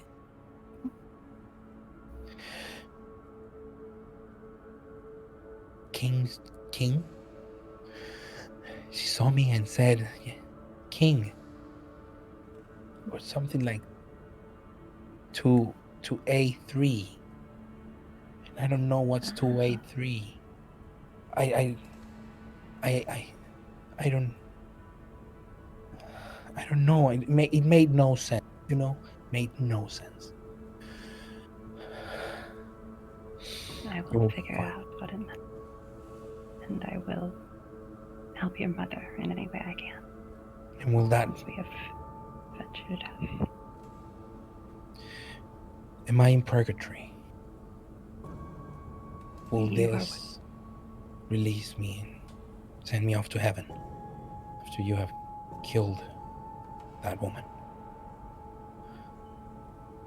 Where you currently are is... It's what comes after. There should be others there that will explain to you in more detail, but as far as I am aware, where you are is what there is. I'm sorry. You feel the confusion and a little bit of sadness that comes.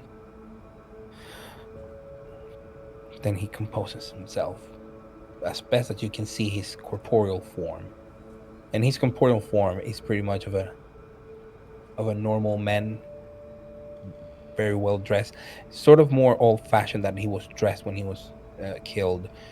But he does not look destroyed, because in his mind he died poisoned. So his physical form, his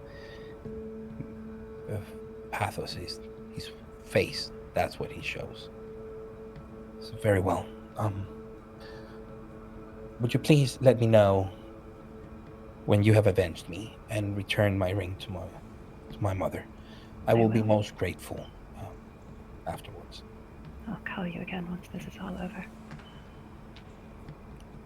Thank you, Miss Temperance. Thank you. And he slowly vanishes into the night. Anyone has anything else to do or would like to do anything before the night is over? Nope. Okay, so everybody goes to their havens, or I would assume crashing into somebody else's, or I probably would have invited Ambrose and be like, okay. You don't have anywhere to stay, man. Okay. Yeah, So my probably before I would have resided for the night, I would have made that delivery that I promised. okay. Dropped off the corpse from earlier. Can't go Yes. bad on a business deal. Oh yes, absolutely. Can everybody give me a rouse check for the following night? Sure. And you have finally temperance goes to hunger 2 after like 7,000 rolls. Um Thomas is okay. And everybody is okay. I think the two is temperance, but I mean, given the amount of rouse checks you have done, it, being at hunger 2 is, I mean, Pretty good. yeah, you should do an online course how to teach people to, rouse the blood and not go hungry. Um, a new night comes, and with it, you, I assume you all and arrange to meet at Florian's place because he would give you information. Am I correct? Yes. Okay. I've got a little bit of bookkeeping to do earlier on in the day, but after I figure out who was buried in the grounds the night after the night prior, the day prior, Mhm. uh, I'll make my way over there. Okay. So eventually you are all in front of Florian's house. He is now dressed normally, normal clothes, and he's waiting for you outside. And when I say formal clothes, normal clothes, I don't mean formal. I mean dock worker clothes. Very unassuming. Um, and with him is this other man with his hair in a ponytail, um, and a kind of a sly, sleazy look in his eye. Oh, evening to all of you. And as you approach one by one, he tries to make a little bit of small talk, trying to understand how long Ambrose has been here, how does he find the city, how are Susanna's projects, how is Temperance doing, and he is the most fantastic man. The Such a gracious host. He seems caring. He seems interested in what you have to say, and he seems to know what topic of conversation will interest you, which is something quite striking for Ambrose. He does bring the odd, oh, that he brings many topics of conversation, but the odd topic of conversation that actually catches your interest, the man manages to bring it to the fore, and then there is a conversation around it, but nothing that will bore you. And then a little bit of trial and error afterwards, boom, something else that is interesting. And he's such a delight. Thomas arrives. Ah, my dearest friend. I have been talking the ears off of your companions while we were waiting for you. How are you tonight? Oh, I'm doing good. Business was business yesterday, so I've got a little bit more coin in my wallet, and I come with a gift for you. Oh, And I present him with a small, probably about 6 ounce bottle, okay. but it's from someone who overdosed on opium. On opium. Oh no, and the It's opium. yeah, so it's potent. It is, yeah, Yes, it is a this one high. does. This is probably something that also is preserved through rituals and Yeah, stuff. it's He this will is appreciate potent, it. so be careful. Handle with care. Oh, oh, you are too good to me, Thomas. I found, I found the person, or at least the name they gave, Mary Ann Cotton. Would you believe it? Mary Ann Cotton, and no one batted an eye. Really? And that fabric was hers. Well, apparently, but I mean, who would name? I mean, not pick up the name of a woman who was convicted for murder and hanged in Scotland a few years back. Marianne Cotton is dead, and she's no kindred, let me tell you. So it was very suspicious. I had a few people trying to look into it, and I can give you that address. I can tell you that she's not there. Is there a trap waiting for us there? Yes, most No. likely. How fun. The thing is that it made me curious. So I had Ruben talk to one of his friends in the constabulary, and they do have a record of people that have died in similar circumstances, but they rarely bring it up because they always have a clear cause of death. But then when a physician is brought, they sometimes have been able to determine that the cause of death was from poisoning. So someone from the constabulary produced on at Ruben's request a list of people and places throughout and dates when this has happened, and this has been going on for 23 years. Oh my. You wouldn't have also happened to have a list of those doctors, would you? No, sadly no. But That's a shame. But it paints an odd picture. This is not the first person.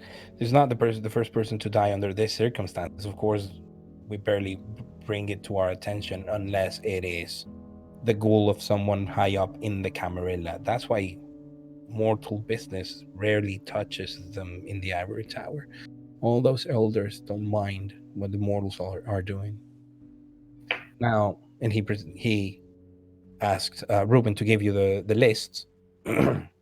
If you can make sense of that, then so be it. But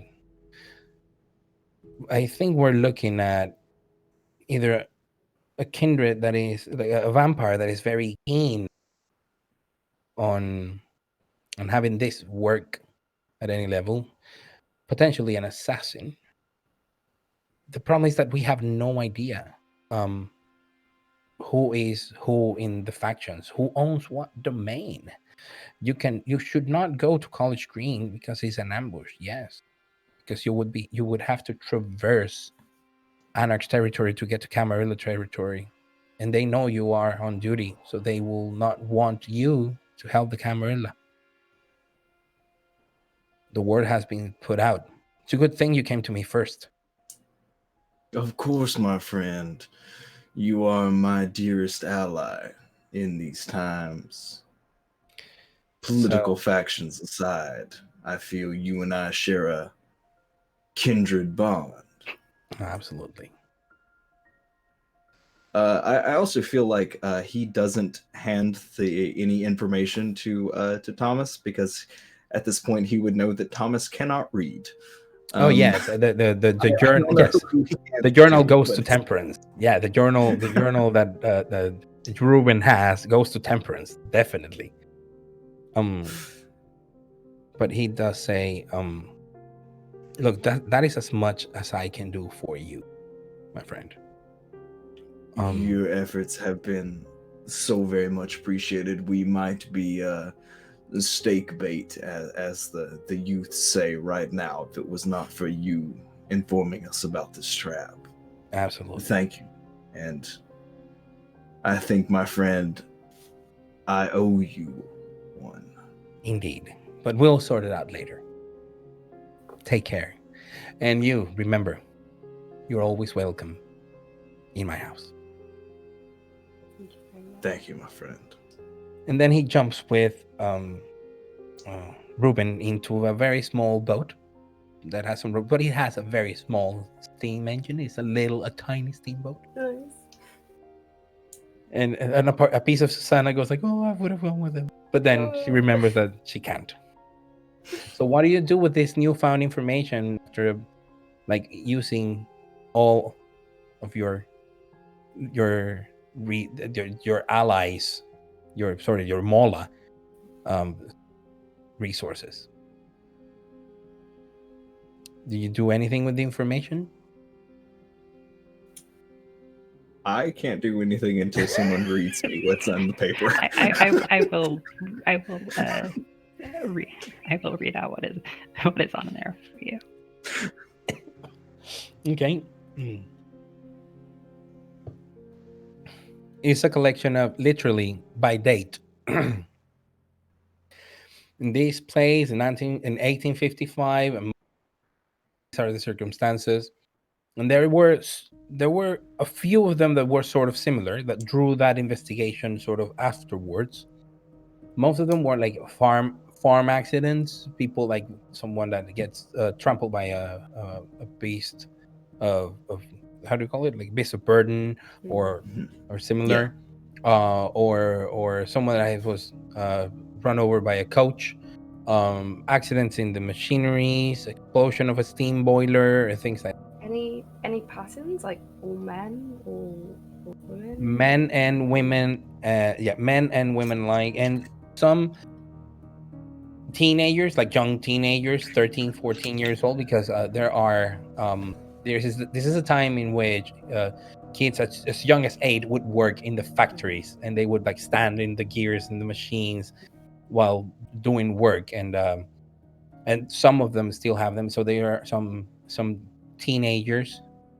So I think that the youngest person you see there is around 14 years old, and the oldest is around 60 or something. So it's quite a spread across time, and in different places around the city. But I can't make heads or tail of it. I don't think doesn't seem like it's a pattern, really. I'm open to suggestions if anyone else wants to take the lead. Temperance, you are well aware that I am not the sharpest mouse in the bag, but if anyone else wants to take the lead, I'm happy to listen. If not, I have maybe one other string I can pull. Do any of you know the name Aurora? anyone with wits plus politics? Anyone who has the skill? Also, skills like academics, history. Interesting. Wits plus politics? Yes. Okay. Can I do wits academics? You have history? No. Oh. No. Which one's the one you have, Ambrose? Just out of curiosity. Academics. That's it. I've missed a sickle point. Oh, okay. So 3 successes. Aurora. No one in the Princess Court. Definitely no one in the Autarkis, and probably the others. But when you're trying to make sense of this, it's like, you know who should know? The librarian. Like, there is this man. He is a Nosferatu. He is not a part of any sect, not even including the Autarkis, even though he does something very interesting. He tries to catalog the people, the comings and goings. Of course, no one has to do that, but he still does it for his personal record. I mean, if you might end up with a boon, or owing him a boon, or you collectively as a coterie, or you can ask the teacher if he's willing to take a boon to proceed if there is information about this Aurora as kindred living in the city. But there's a problem. There is no central record. This is the personal record of one Nosferatu, and of course, you have to pay for it. Can I make a wits roll to see if it would be more fruitful to go for the Nosferatu, or to investigate my police contacts and see if they can tell me anything else about these murders? Talking to your police contacts would not likely give you more. These are a record of 23 years. Okay.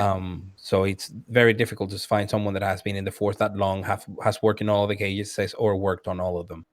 So Okay, cool. this is kind of talking to the librarian. Again, if you manage to get the teacher to sort of approve a boon in exchange for information of this aurora, because you do not know of any aurora in any of the 3 sects or factions. Okay. So Suzanne would probably pipe up and be like, I mean, my sire has been in Bristol for quite a long time. You can ask him. He is very well established. How much trust does your sire place in you? A lot. Great deal. If that's the case, then have you ever heard the phrase, it's better to beg forgiveness than to ask permission? Yes. You are his child. You speak on his behalf. Any debts you incur would logically be passed on to him.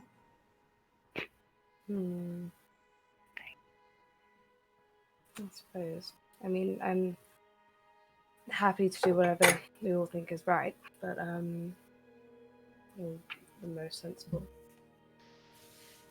Well, Okay. whatever course we take, we do need to find out who this person is, as they are the one that killed the man last night.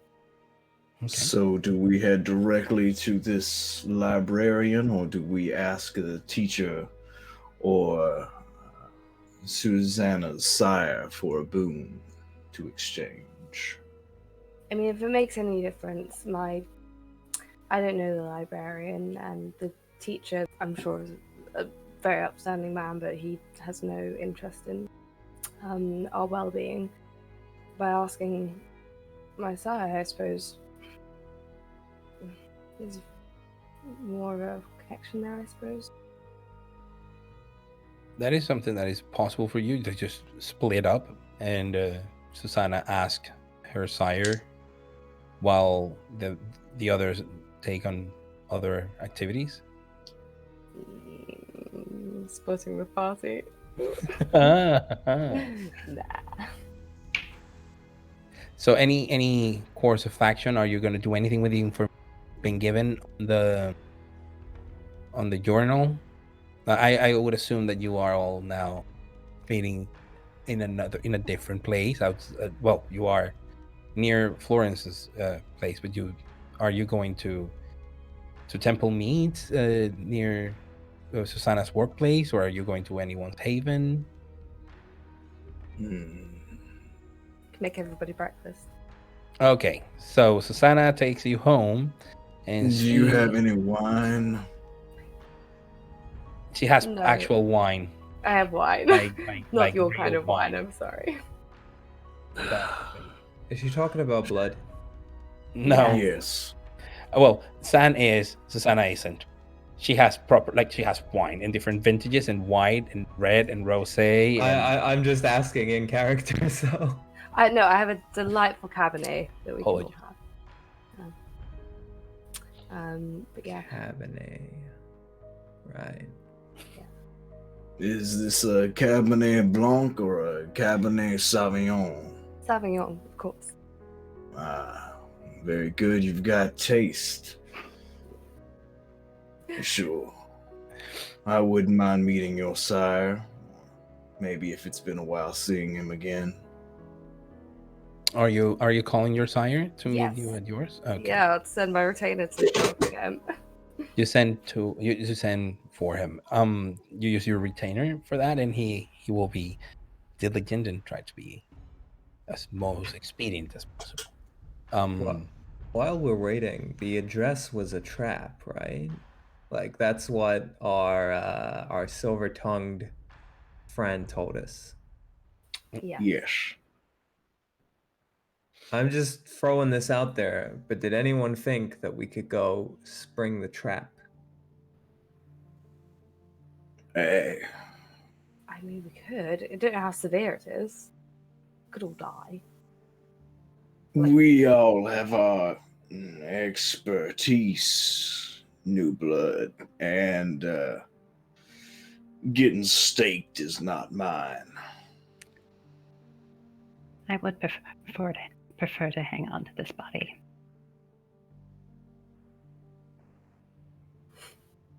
You know what? We'll put it. We'll keep it in the ballpark, and we can go back to it maybe.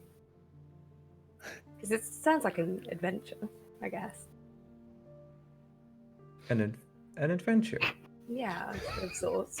That's I was only throwing it out there because it's like when a mouse gets caught in a mouse trap. If you spring the trap first, you can get the cheese, right? Mm. We know the trap's there. We spring it. We find out what's going on. Oh, we could just wait until the cat dies of starvation and eat the corpse. Oh gosh, how visceral. Right. Okay. Well, Your sire arrives. In the meantime, again, Susanna's house comes alive with sound and movement of wearing machinery, things like little teacups that come in clockwork mechanism moving all the way to the table. Like she has an army of little contraptions and things, and she ends up doing breakfast for one, because I would assume no one asks for actual food. But Actually, are there dogs? Are there animals in the house? Oh. I would doubt it with all that No. ruckus and the noise. They would hurt Yeah. their ears. Yeah. Okay, if there's no animals in the house, then I won't ask for anything. If there Okay. were dogs in the house, I might actually feel at home. But eventually, While we wait, I do ask if any of you play chess. Have you played Mancala?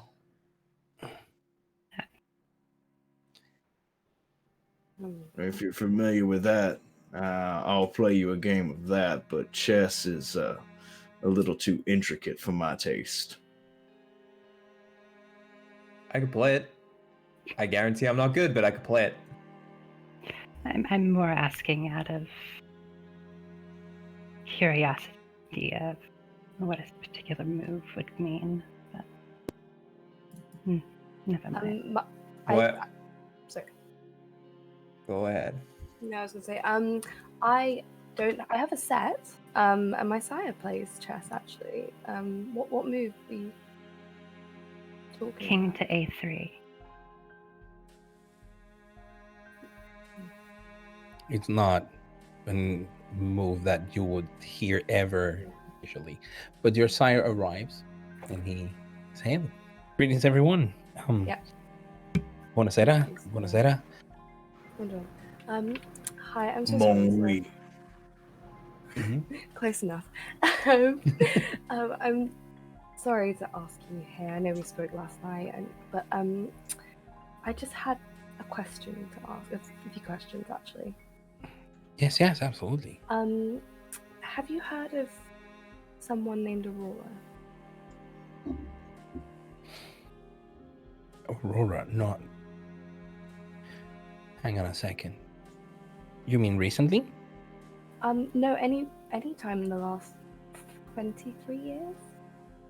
Well, that's quite specific of you. No, I did know an Anarch going by the name of Aurora. I don't know, maybe a couple 100. Okay. Was it the early? I think it was 1720s. 1920. Do you know what happened to her? She just disappeared. She had a couple of lovers, moved around. She stayed here for a little over a year, but then there was this very unpleasant disappearances. Some kindred started going missing, and of course she was a newcomer. She was afraid people would blame her, and she decided to skip town. Why? Well, we've been asked to do some investigation.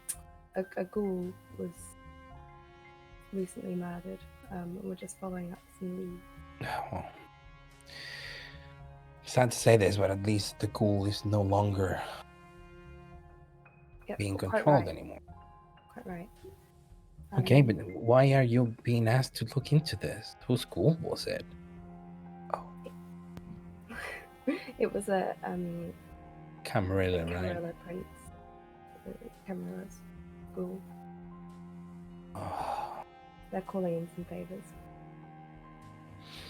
wow, this is kind of big. Yeah, yes. But we're doing a good job, I think. Mm-hmm. I turn to Temperance and I say, Temperance had a question for you as well, actually. Yes. Apologies, Miss Oh, Temperance. yeah. I've never been a big chess player, but I've recently received an odd message. Mm-hmm. What would it mean if someone said king to a3? King to a3 sounds like a very odd end move,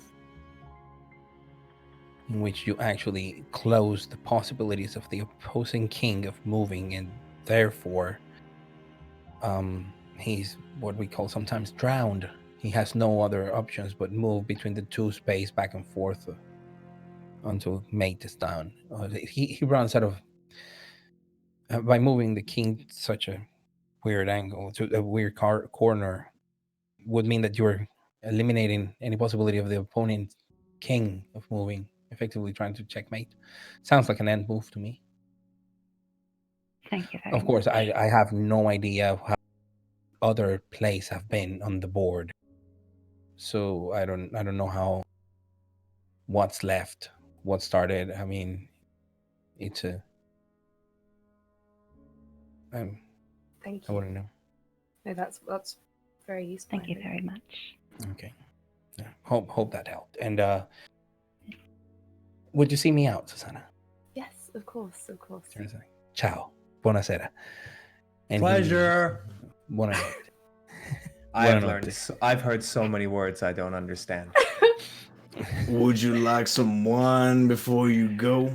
No, I actually I'm going to meet with somebody, and he gives you the cheeky look of I'm going to feed, and he ends up drinking quite a lot of wine because of that. Yeah. And when you reach the door, I just looked at Temperance and shake my head and take a swig. when you reach for the door, he looks at you and says, "So you're helping them? Is the teacher involved? Is Giacomo involved in this?" Yes, and yes, and yes to all of the above. Wow. It's okay. I will be the soul I of don't want to. discretion. Obviously, it's not going to take away from time I'm spending working on things for No. you and my own things as well. On the but, contrary, Susanna, cara mia, listen to me. This is very important. Secure those spoons, because if they're not going to come directly from the camera, which is unlikely, they're going to come from Giacomo or the teacher. Those are good for you to have. That's good currency to have. Remember, no one is keeping tally. We are the only one keeping tabs on our spoons. And those are the best spoons to hold. Right. Proud of you. Thank you. And very he, you much. know, it was his hands in your in your face, and he gives you that very, very proud look, and gives you the 2 kisses, and well, Yeah. I'm off. Grazie mille. Buonanotte. And he leaves. Hey, Black and White. What's the obsession with chess? Where'd that come from? Like, I received tip of soil. Apparently, it was one of the last things our dear victim from last night heard.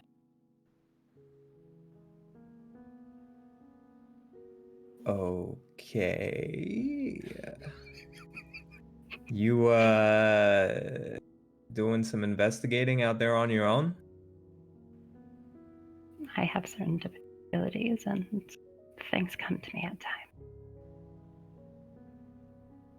I mean, the closest thing you can muster to think about, Ambrose, is some Malkavians having certain sort of like prophetic gift sometimes, but nothing beyond that.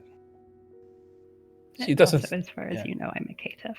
Yeah, exactly. As far as you know, well, you don't even know her clan, and if you have dug into it, she's been told. People have told you that she's a caitiff. She's not one of us who stands proud in her lineage. Yeah. But that's understandable for those who have seen persecution in their time. Susanna comes bouncing in Mm-hmm. about this point. Super Right. proud, happy with herself, you know. It's like the happiest Super kid pleased. who's just been told they've done a good job. I think that was really good. What? So we've got a Anarch who's was here a few hundred years ago, In and the 1720s? in the 1720s, and some chess, and some fabric, and what else? I feel like it's all coming together. Looks around the room, sees if anyone else is feeling that way. Oh, and you have the chess thingy. Seems that this girl's death was a message of some sort to someone.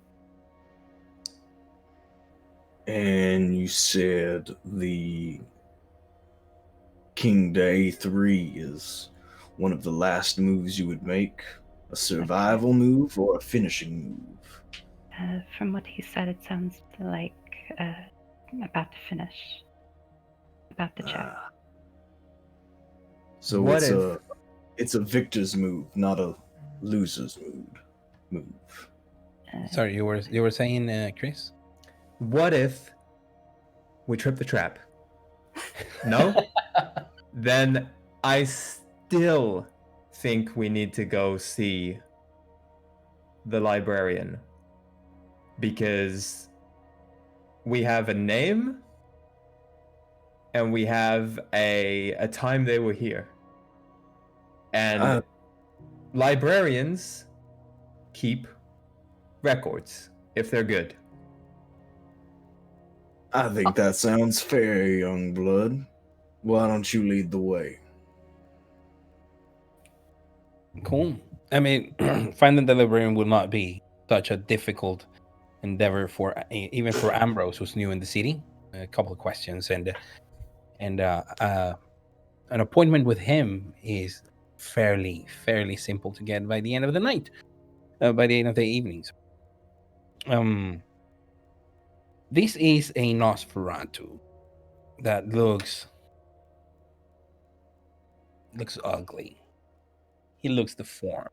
He looks as if his back would never, heal from severe scoliosis. He looks, of course, he also looks physically. His face is repulsive in the way it's misshapen and taken in.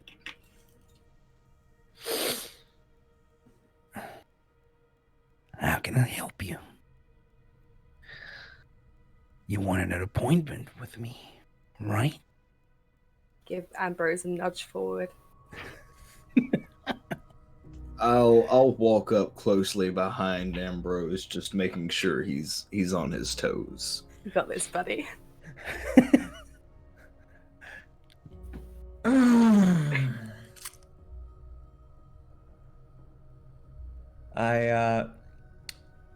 I'm looking for someone, and I've heard that you're the person who asked beautiful.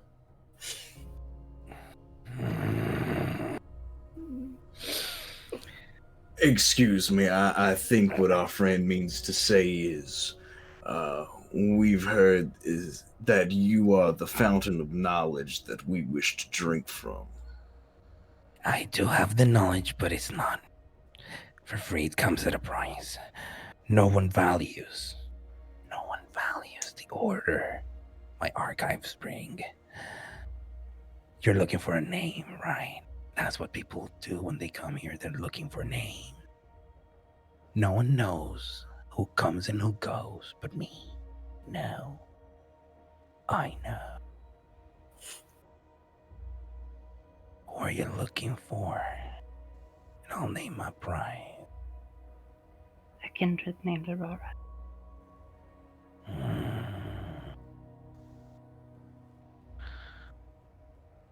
Kindred name Aurora. Are you here in official Autarkis business?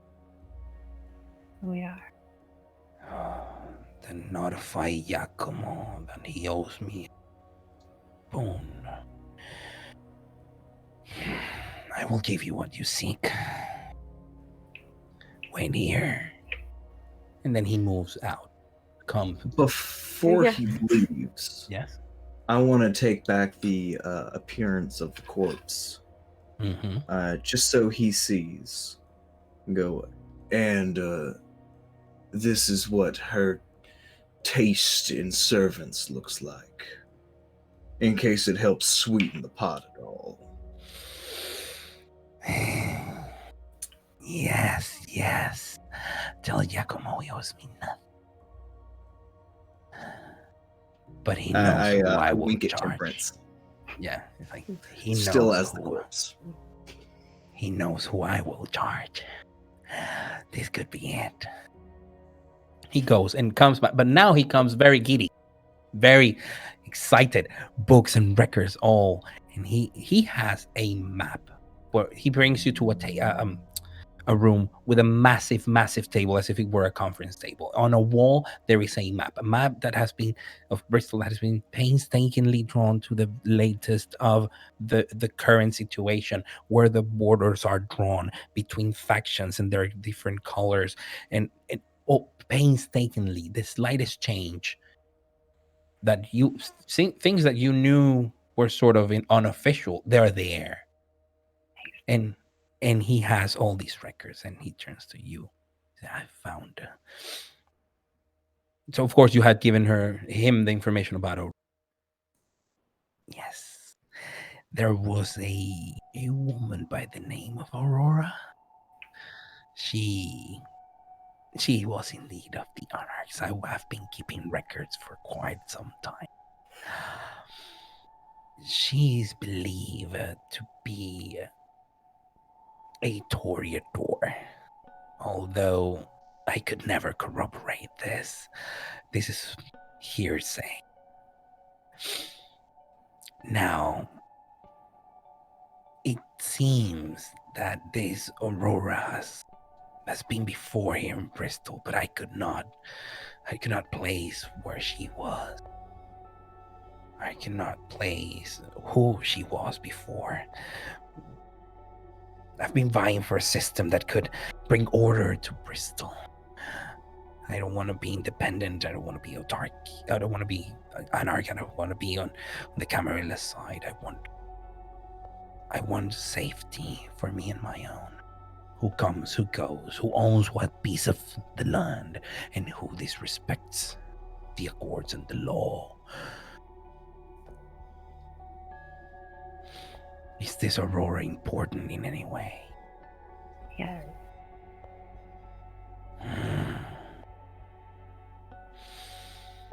Cassiel.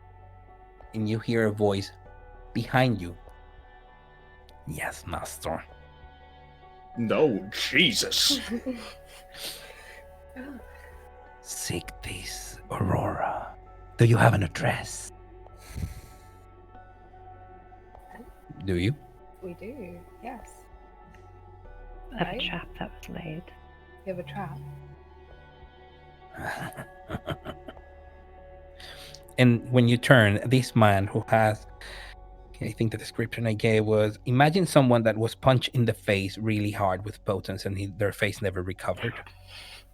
He also has like some holes in his face, just like his sire, the age, but he has this bent inward shape, and also like his upper jaw drawn in, which makes it look like as if it had like a split lip or something. Mhm. Yes, master. Bring her, or any ally. Bring her tonight. Yes, Messiah. And he just vanishes in front of your eyes. Thank you for all your help. No. I will just ask the smallest thing of you, the smallest. And in exchange, you will get a minor boon each if you help me on this. A minor boon from me. Oh, well, that's nothing to sneeze at. What would you like of us?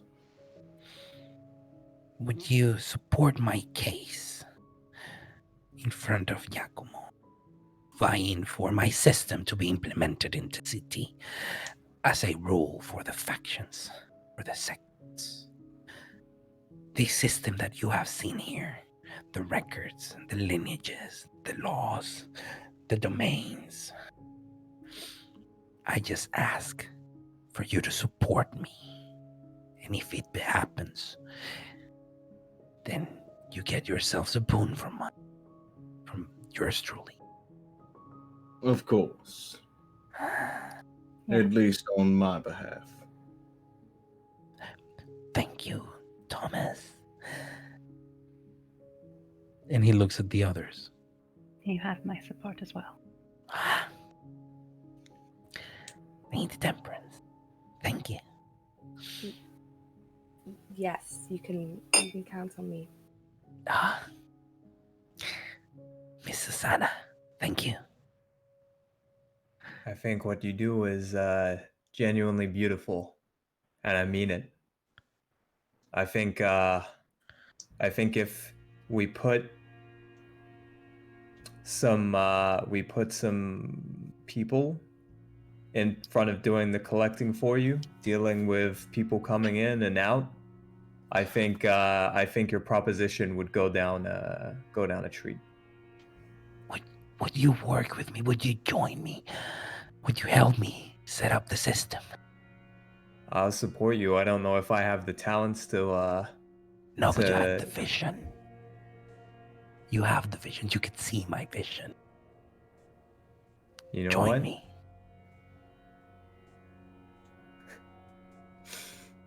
I'll be happy to flesh your vision out with you. Great. And with that bent inwards grin, you leave the place.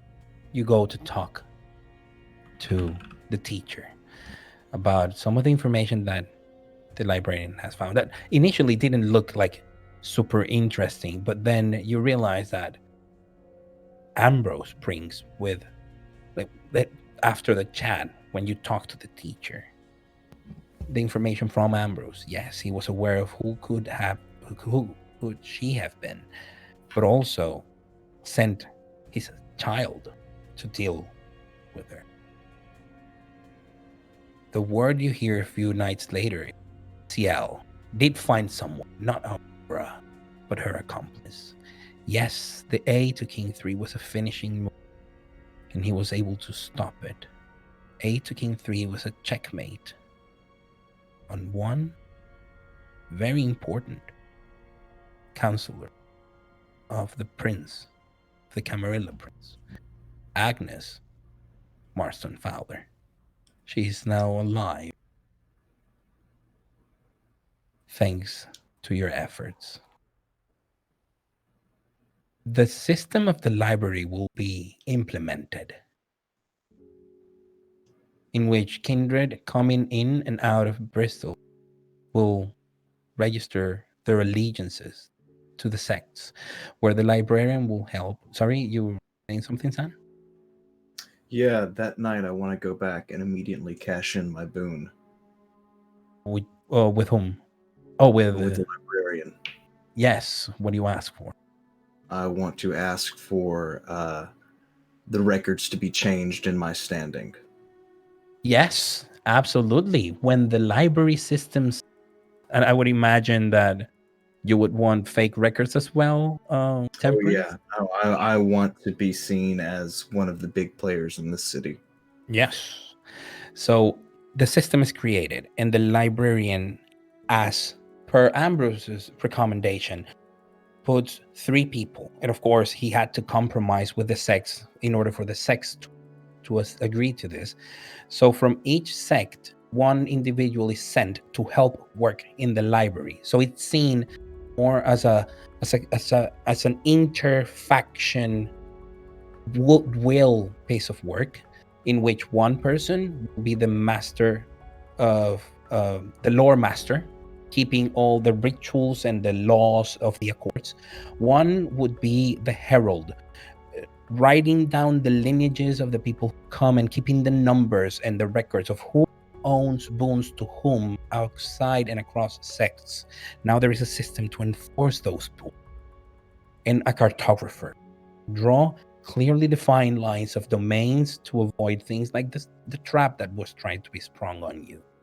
The library system will live on, and in the modern nights of 2008, time of the one shot, or in the future, 2012, when the chronicle starts, it will still be in place. It will be one of the legacies of Ambrose and his time in Bristol. We will see if he's still alive then.